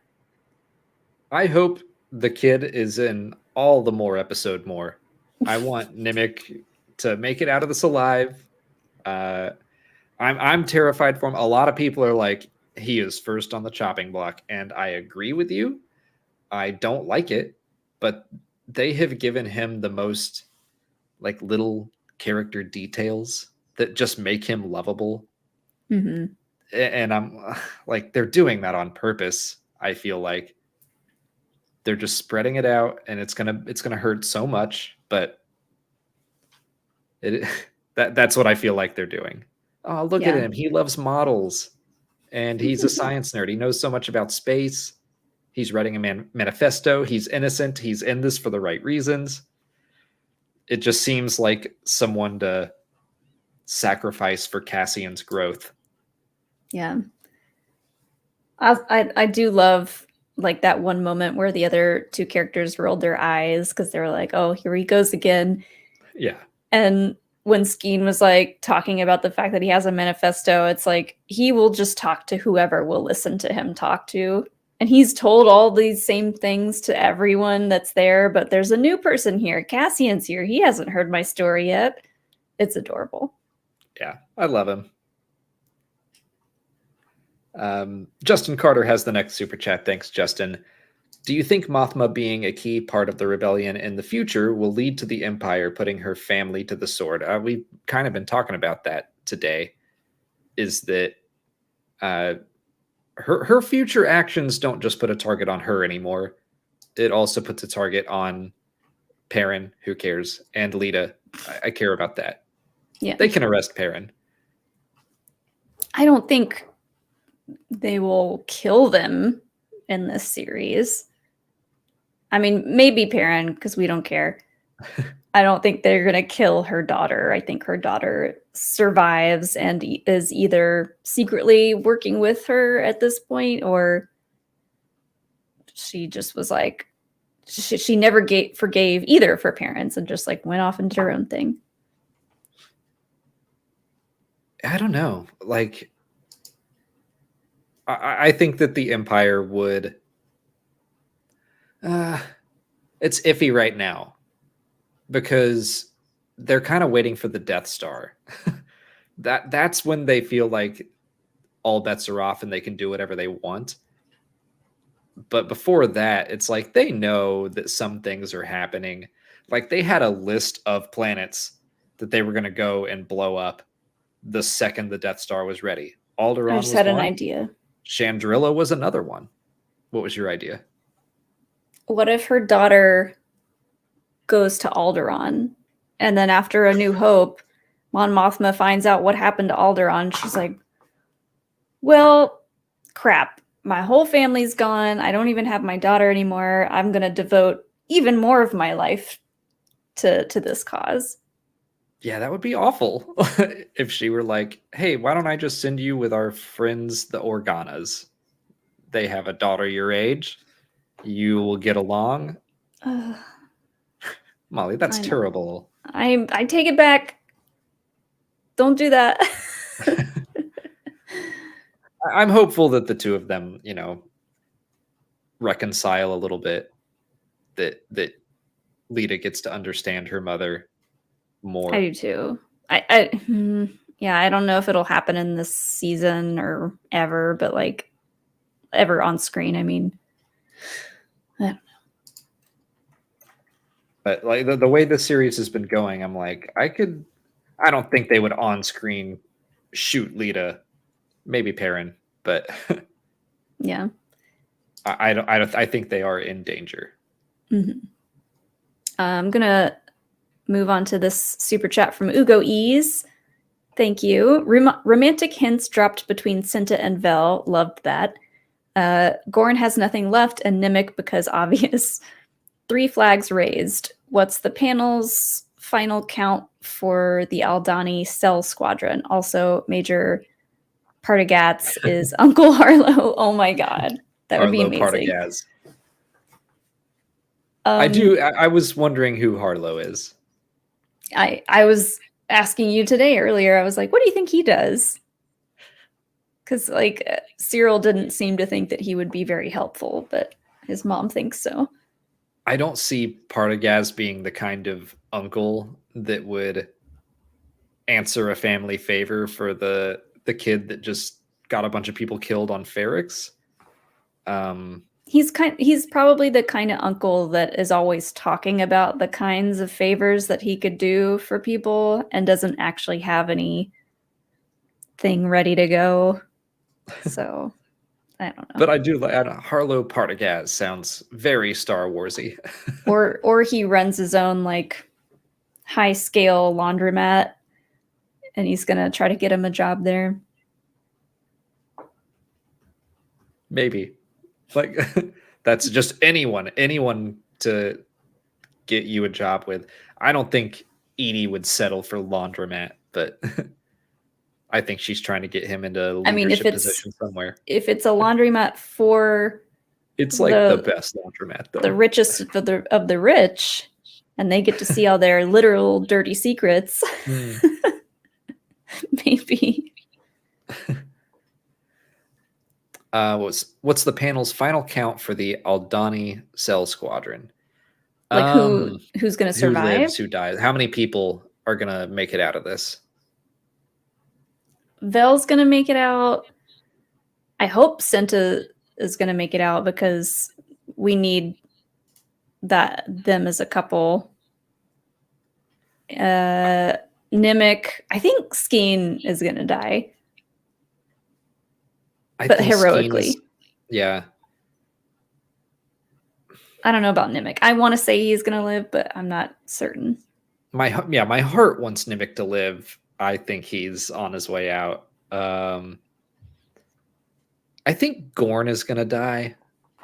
I really like him, but I could see him being committed enough to giving his life to help them. Yeah, he lost everything with the woman that he loved on that planet, so I could see him going down with a fight on the planet. I really liked him this episode, though.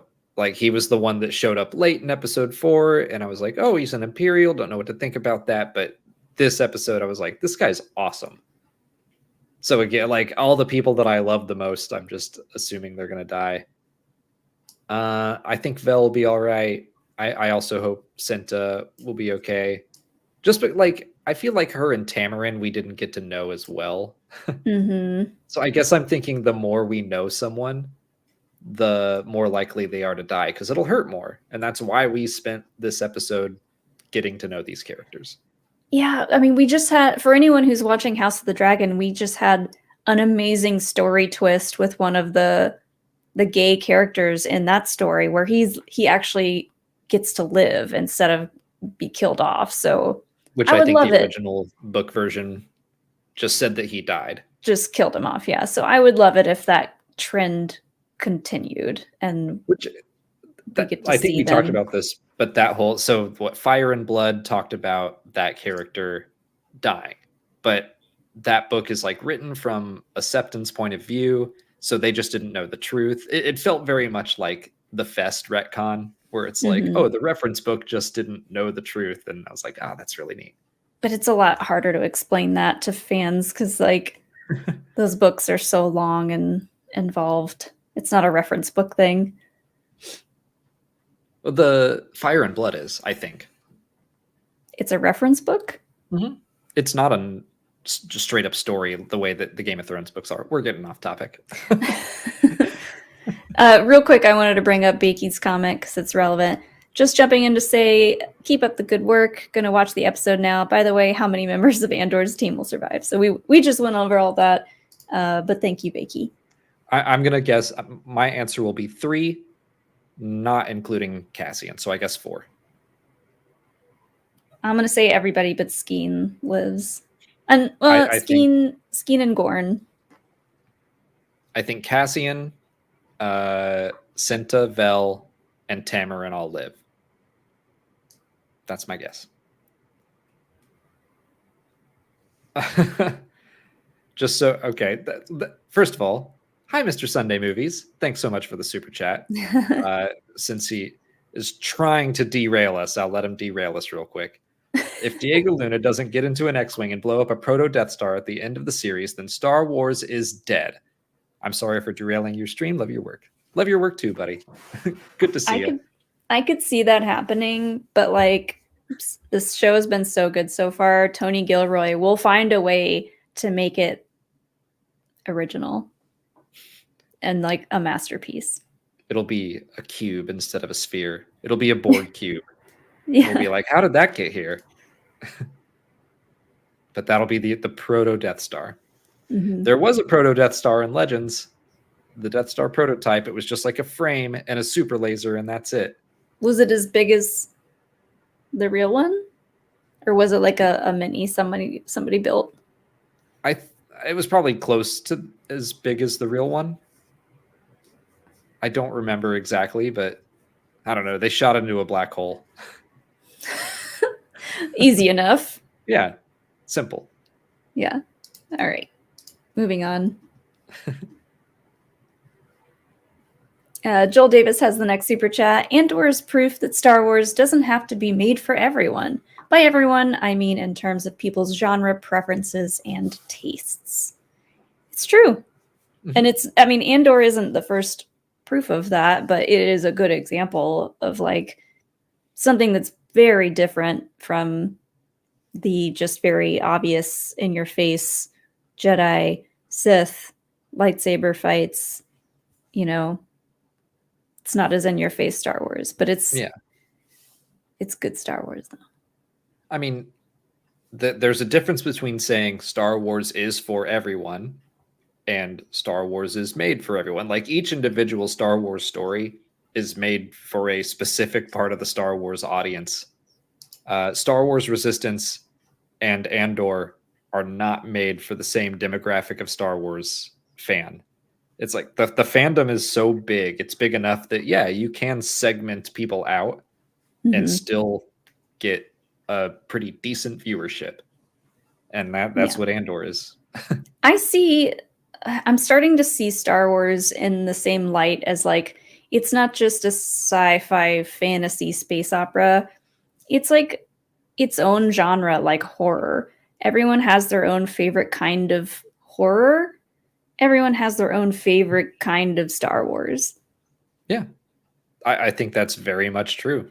I mean, some people love pilots. Some people love the Jedi first and foremost, or the Sith. And then there are different eras that people like. There's so many Venn diagrams you can create out of Star Wars for each individual fan.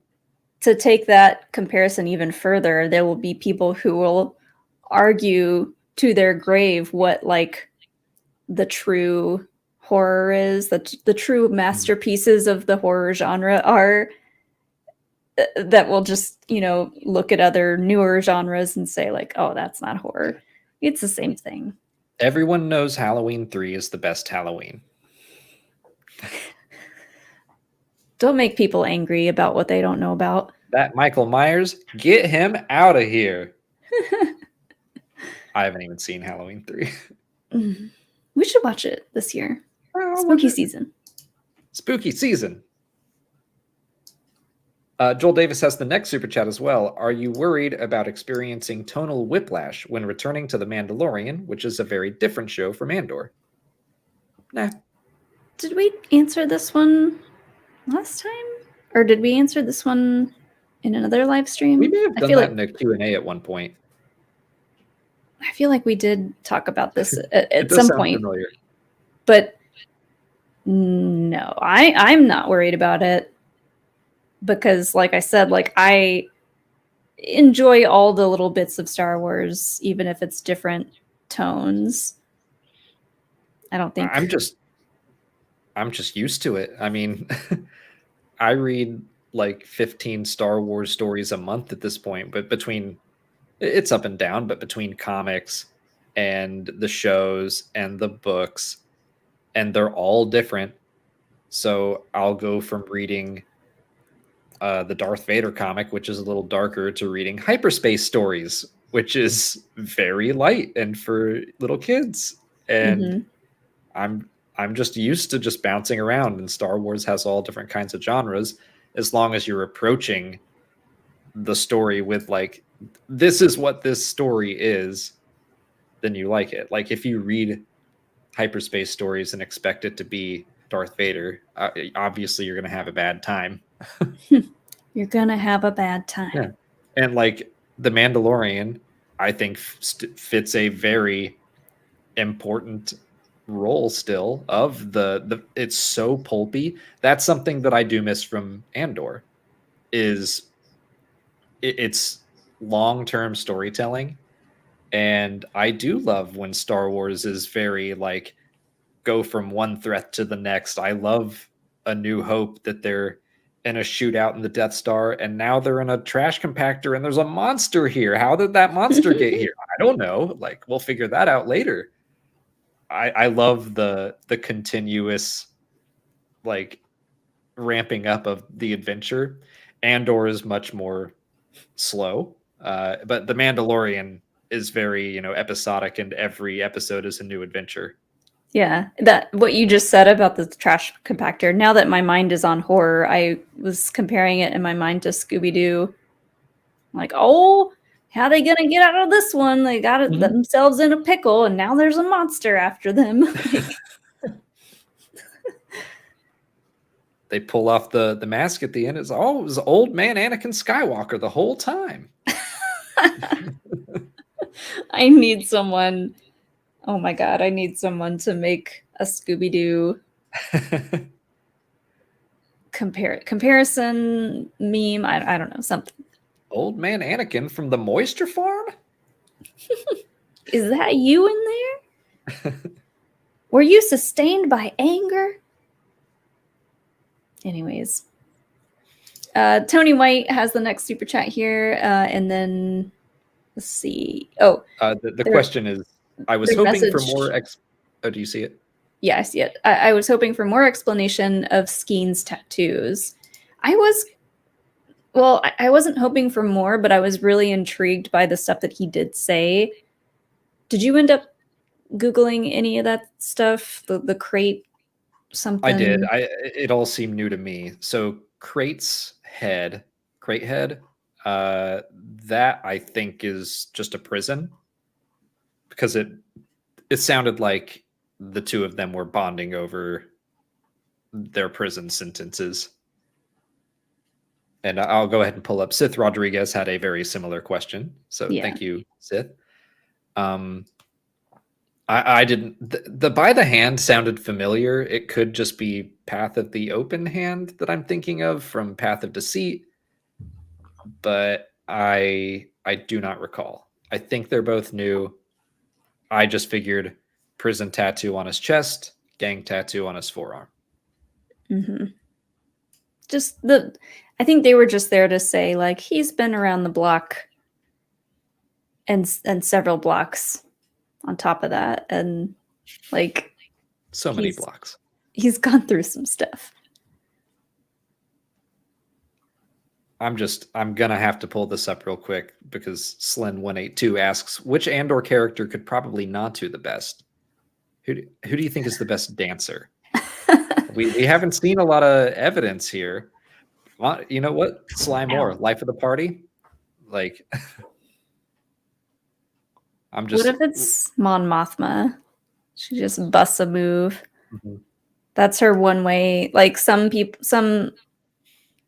busy women such as herself will go do yoga or Pilates, and she's like, nah. She takes those dance classes. I like that. But I mean, Andor and RRR, they're both stories of rising up against oppression. So thematically, a very relevant question. Thank you so much, Slin. Great job. To Alex for being able to talk about RRR in any situation. Chazertron 5000 has the next super chat. Will this mission start planting seeds of Andor killing a teammate for the cause, or will it happen at the end maybe with him having to kill Luthen.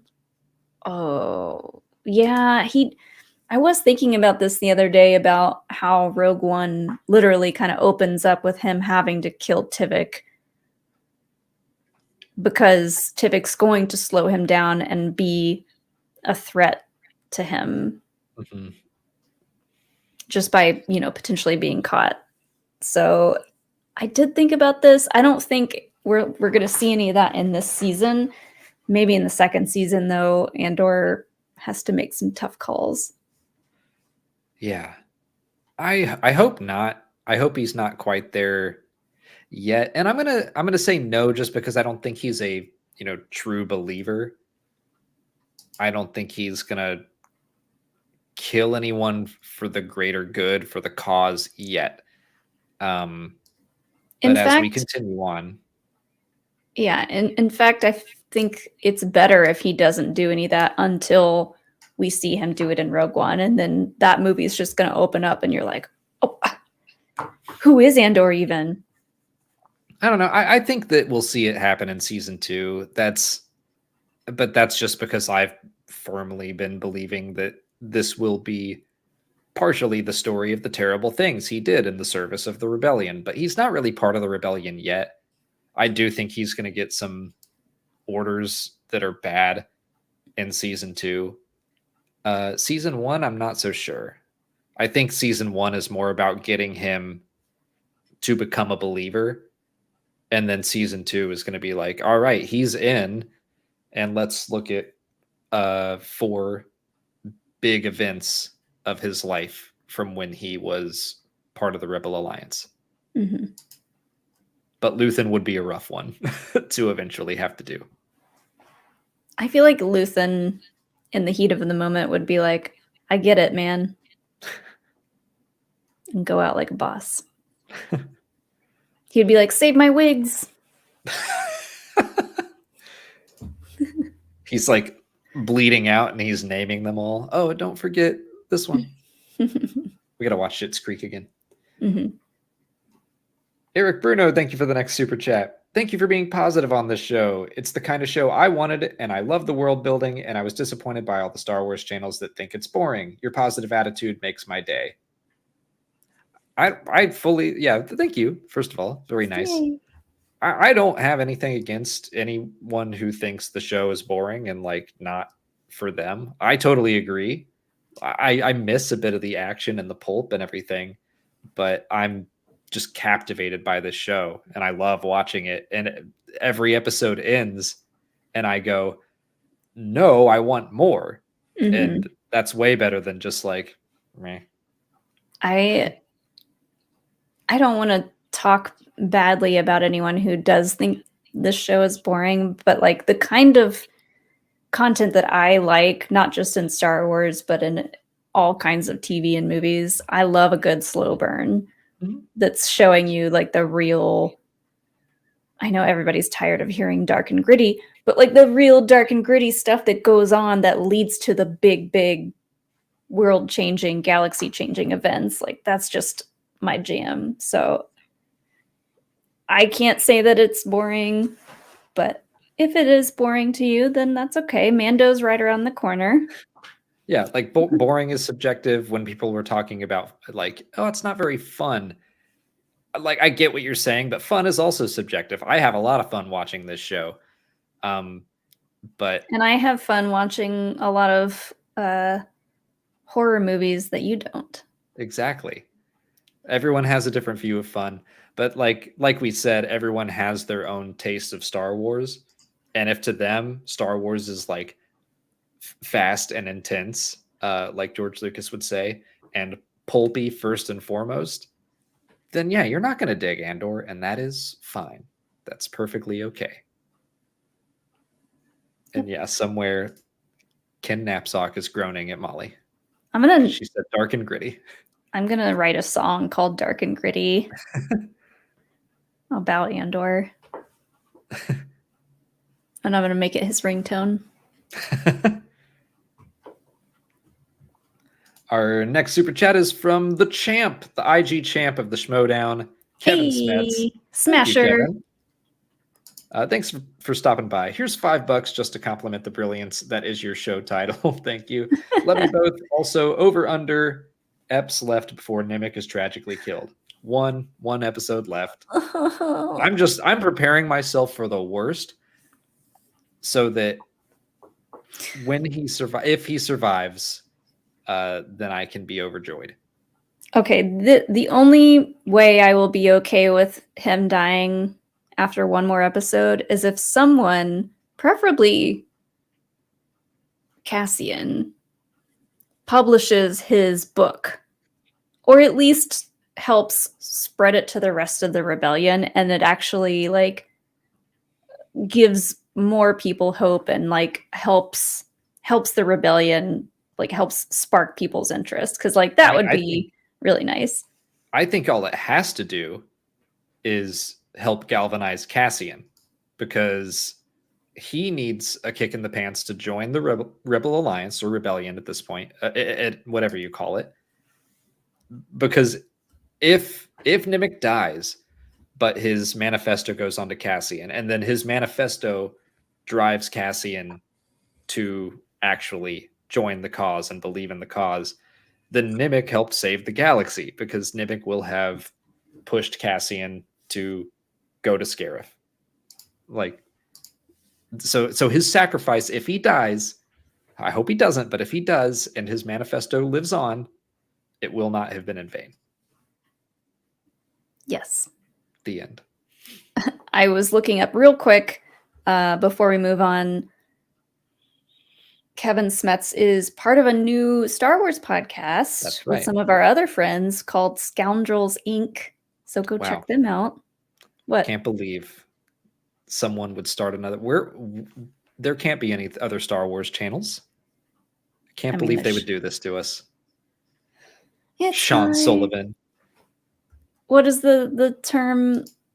Something is the best form of flattery. Imitation is the best form of flattery. Sean Sullivan, Kevin Smets, Brandon Hanna, and some other fourth person named Frankie. I don't know. Doesn't ring a bell. But yeah, go check out Scoundrels Inc. Scoundrels Inc. They have a Twitter. I think they have a TikTok. They have a YouTube channel. They got it all. They're going to take over our channel when we get sick of it. No, I'll never get sick of it. I'm kidding. They wish. Hugo Ease, thank you for another super chat. Does the timeline work where Dr. Aphra could supply Luthen's antiquities and Thrawn frequently shop after work hours? I'm starting with Thrawn. His timeline is kind of vague right now. I have such a hard time fitting other characters like timelines in with other shows. It just hurts my brain.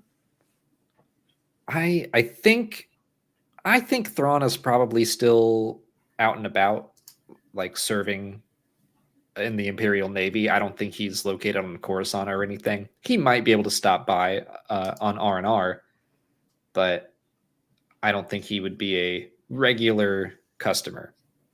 Dr. Aphra, she would be, I don't know her age either. I think she would be pretty young at this point, but I feel like she got into crime pretty young. So if Thrawn stopped by Luthen's shop, he would see right through their facade and would be like, actually, this piece is from blah, blah, blah, blah, blah, blah, blah. And like, they would end up having to kick him out.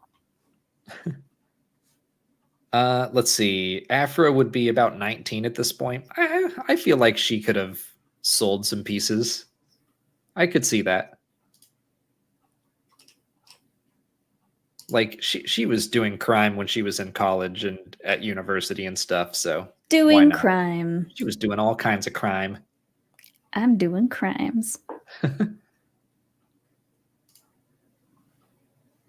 Rikio Matt has the next super chat. Thank you. Don't think I've caught one of these since Book of Boba Fett. Glad to be back. Live. We're glad to have you back. Oh yeah, caught one live. Thanks. I love doing these after shows. They're a really fun way to end the day. Yeah, because we can just word vomit every thought that we've had all day about this episode and like the season so far, and it feels good to do that. We wake up, we watch the episode, and then I like try to write something cohesive and that actually makes sense. And then I come here and I have a beer and just, words just fall out of my head. It's nice. It is nice. I liked my pumpkin beer. Oh, I meant to show this. I had Voodoo Rangers Hop Raider IPA. I got it for the can alone. And it kind of worked out because we got even more confirmation, or better confirmation, that those were the Sankara stones in Luthen's office. We got to see them like in focus, and I was like, "Yep, that's Temple of Doom." There they are. I had the Elysian pumpkin ale because I'm still waiting to find my favorite pumpkin beer, which is Pumpkin by Southern Tier, and it's sold out in like a lot of the places around us, which just sucks. Pumpkin beer. Anyways, I'm sorry, Molly. We have happier things to talk about because Hakon Oren, I hope I said that right. Thank you for the super chat. Alex, the Hot Toys Cobb Vanth is incoming. Are you going to add him to your shrine? I pre-ordered that the second I saw it. I've actually never ordered a Hot Toys before. I don't think any of my like go-to characters have been in the Hot Toys line, so I just haven't done it. But I did it this time. I have many side show things, but not a specifically Hot Toys. I can't really keep them straight. I don't even know if I have any Hot Toys. I don't think you do. How are they different? It's a brand. It's like a subsect of Sideshow. Oh, okay. Because I know we have, I have a ton of Funko Pops. We have Black Series. We have Gentle Giant. And anything other than those, I wouldn't know the difference. When there's demand for it, Jane. Who? Who's that now? I'm kidding. She got a lightsaber. That's more than Cobb Vanth can say. Cobb Vanth does not have a lightsaber at Galaxy's Edge. But even Jane said it was only because Plo Koon's was so similar. And Plo Koon got one because of Filoni. Yeah, maybe. Or they saw a way to kill two birds with one stone. Yeah. The daily gaming videos, excuse me. Thank you for another super chat. Are there any books explaining what Mon Mothma was doing during the sequel trilogy, seeing her point of view, as she is not mentioned in the movies? I think the farthest in the timeline we have seen her is Bloodline. And even then, I don't think she appears. She sends Leia some messages of support. She has fallen ill at that point in time, so she is not the Chancellor anymore.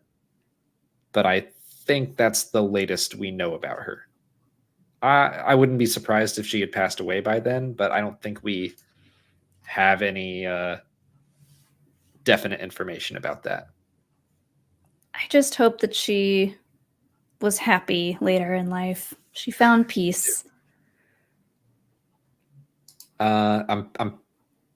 Look, I don't see anything on Wikipedia that says she died, but she definitely got sick. I remember that. But I think that was just a general, like, maybe she's like, I'm sick of all you people. I was going to say, sick of Perrin's BS. She's still with Perrin. God. Rory Stewart has the next super chat. Doesn't the Scottish Highlands look fab in Andor? It absolutely does. I want to go there so bad now. Like, it looks phenomenal. As long as there's no scary TIE fighters. I think it was Amy Ratcliffe was tweeting from the Scottish Highlands today that she was just on vacation there. And I was like, oh my God. So jealous. She went to Aldani. What a flex. Garth McMurray has the next two super chats. First, I think that the heist will go wrong with the timing. Excuse me, the beer is fighting back. The timing of the atmospheric display. They'll have to dump out the money to speed up to escape in time. That's very Solo, a Star Wars story. Yeah. I hope not. Like, we're in the growing pains of the rebellion right now, so I hope that, like, they need funding. But I guess as long as the Empire loses their money, I think that's probably their goal first and foremost. I don't know. They have so much money. I think that's still going to make them upset. Sure. Oh, maybe. Okay, if that does happen, I hope then that's the moment where Deidre is like, I told you. I told you. I said it. I said it. I've been and saying then she, it, saying it. Ain't I been saying it? Been saying it for 10 damn years. She gets promoted, and that's when Cyril comes in because they need to fill her spot, and the rest is history. Maybe. And then the second one. I hope they get out, but who knows? Yeah. I will say there are shots in the trailer of Cassian wearing like a white jumpsuit. And I don't know if that's something that he infiltrated, or maybe that's a prison jumpsuit. We'll just have to keep watching to find out. Garth Souther super chat says, side note, I started and ran the Star Wars fan group on Facebook for the Schmodown, and it was sad shutting it down this week now that it's over. Oh, well. The Stars fan group. Well, thank you, Garth. Oh, I see Star and I just say Star Wars. Sorry, Stars. Well, thank you for running the fan group and keeping track of all of our sexy numbers. It was sad seeing it all go. It was fun to watch the last few matches. The spectacular happened this past weekend. We sat down and enjoyed quite a few of them. It was nice not having to compete in the Star Wars match because those questions were ridiculous. I think Ice says the next one. Ice says, very good episode. Didn't advance the plot very much, but had a lot of character moments where we get to see where their heads are at, what makes them tick. Still a good episode. Can't wait for part 3. Yep. Agreed. Sometimes you need some good juicy character episodes like this. I'm definitely itching for some action, but I think the action is going to be made better by all of the character moments that we got in the first 2 episodes, the same way the first arc worked. And the same way, if you're keeping up with the Rings of Power, I loved the latest episode. And it's been a slower show, but part of the reason I loved the latest episode was because of how much they set up in the first 5. So I think this is a risky format, but I think it'll work out. I trust them. I think the risk will pay off. Next up, we've got a super chat from Jane Dalton. Thanks, Jane. Sorry about the Luminara hate. What do you think are the chances of Lux Bonteri showing up in the show when Saw shows up? It would be great to see him in live action. 25%. Like, that's higher than I thought you would say. Yeah, they've been doing a lot of deep cut stuff that I think it's possible, but I think it's more likely that they will say his name and we won't see him. Saw's going to be setting a table and he's like, I'm throwing a dinner party. Lux Bonteri is coming. And then we're going to skip the dinner party, but we'll know that Lux was there. Oh man, that's what I was going to say, that it's much more likely to hear his name mentioned in passing than it is to see him. But yeah, as Jane points out from the Inferno Squad book, he was well involved with the Partisans. So it makes sense that he would be around. A mention would be awesome. I'm going to guess low chances for an actual appearance. Mm-hmm. Chazatron? Oh, what? Oh, I was going to read this one. Chazatron, thanks for the next super chat. Molly, have you discovered a malignant amongst this year's helping of horror films yet. Might I suggest Barbarian? Yeah, I've been suggested to see Barbarian by so many different people. I really want to see it soon. For some reason, it's hard for us to get out and go to a movie theater because it's like we're busy or something. But we have like a spooky movie night planned this weekend, and I don't know, maybe that movie will come out soon to stream. I don't know. I have no idea, but I want to see it too. I've had enough people just say like, don't look up anything about it, just go see it. And I like movies like that. Yeah. I'm patiently waiting for like the new Flanagan show, the Guillermo del Toro show to come out on Netflix. There's a bunch of good streaming stuff coming soon. Mm-hmm.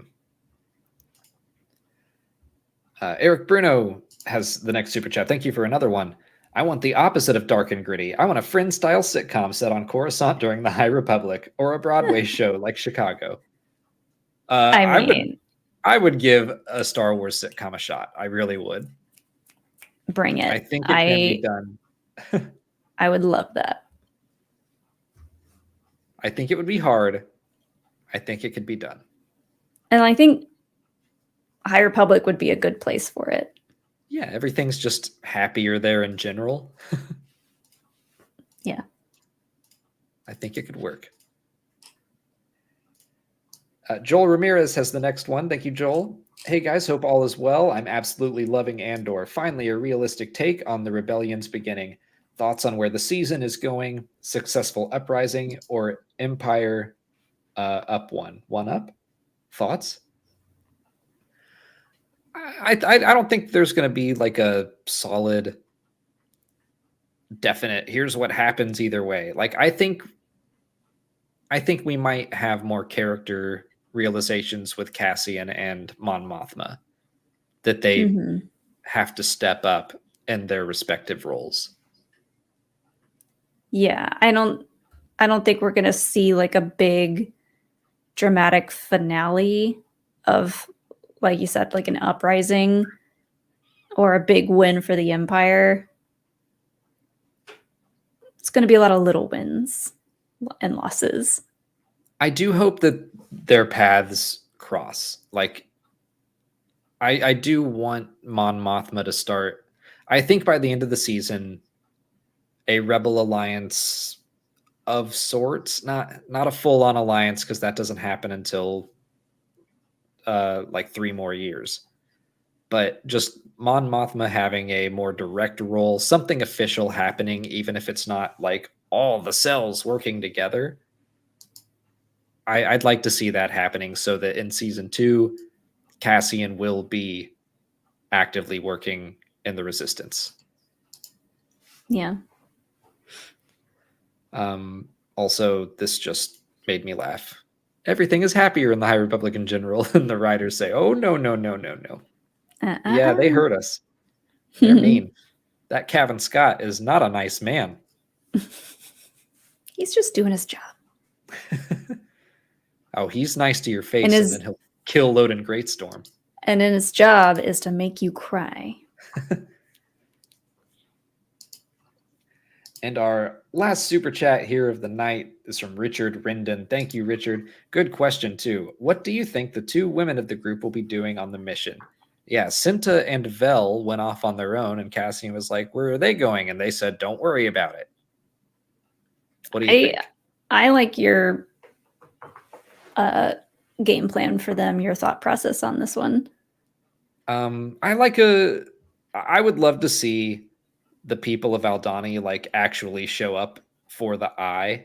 They've mentioned multiple times that people haven't been coming to see it anymore, and the turnout is being less and less. So I think it would be cool if Vel and Cinta like rallied a bunch of people to come as a distraction.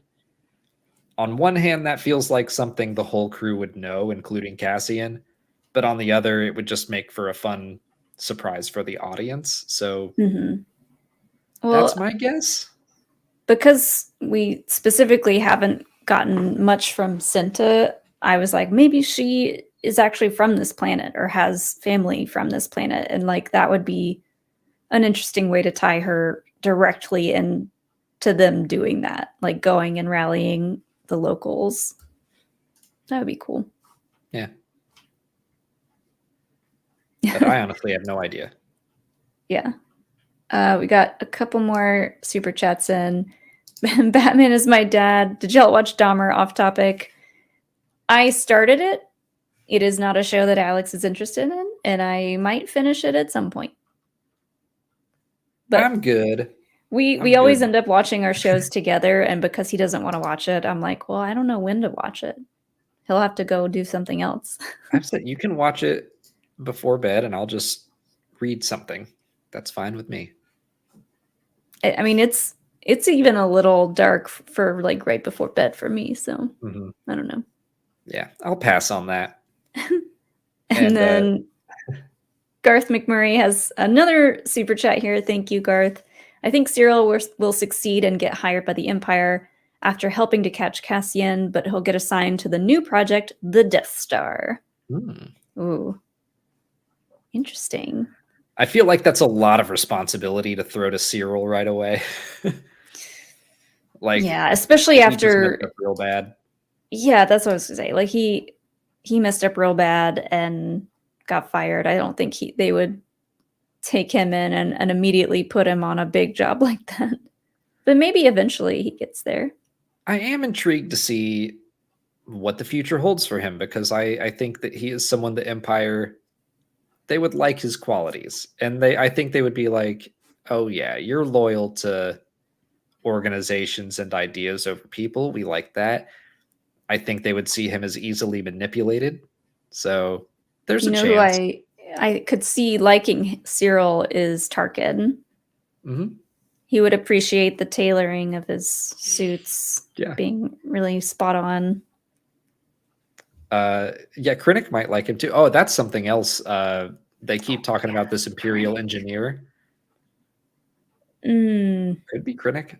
I kind of think it's not. They said he was coming from Coruscant. Yeah. So there are a couple of people from the trailer, the Imperials that are sipping on calf. I'm kind of expecting it'll be one of them. Just some new person, but some other fat and happy Imperial guy. But Krennic would be cool. Yeah. Bring that Kate back. We need it. Ice sent in another super chat. Thank you, Ice. Oops. I liked how Gorn was pretending to be hard on his men, so when he says there'll be a reduced schedule, they won't argue at all, setting things up perfectly for the heist. You can see a smirk after he talks to those two guys. Yeah, I love Gorn. I thought he was great in this episode. Very manipulative, saying things that sound good on the outside, but like have a double meaning. Yeah, he was making them think that what they were doing was important and that they were talking themselves up enough to where they feel like they deserve this time off to go do this other thing. And in reality, it's like, that's exactly where we want you. We just got to make you think that you got to work for it, So make them think that it was their idea. Like, yeah, we got time off and not like, oh, he got rid of us all. Yeah. But yeah, I thought Gorn was great. I hope he survives too. I don't think he will. I'm just expecting the worst. Everyone that I wound up liking, they're all gonna die. That's just what I think. Yeah. But I think that is gonna do it for us for tonight. We went for almost 2.5 hours. It's our longest one for no ifs and or buts. And we're hungry. We haven't eaten dinner yet, so we're gonna go get some dinner. Beer for dinner. Beer for dinner. So far, liquid bread. That's what we've had. We will be back streaming tomorrow. We're gonna finish the Lego Ambush on Ferrix set, and then we're planning on streaming again on Sunday on our other channel to do Explain It to Me with our friend Ashton about the Rings of Power, because we're going to try to stay on a schedule for the last 2 episodes. Yeah, we got some catching up to do on that one, but we're going to cover it on time and we're going to cover it good for the last two. Let's do it. Let's do But it. thank you all for watching and hanging out with us. Thank you again to the Resistance broadcast for joining us. Go check them out. They're going to be going live in just 40 minutes. So go watch their show if you still have keep the Andor party on. going. Yeah. But thank you all again, and may the Force be with you.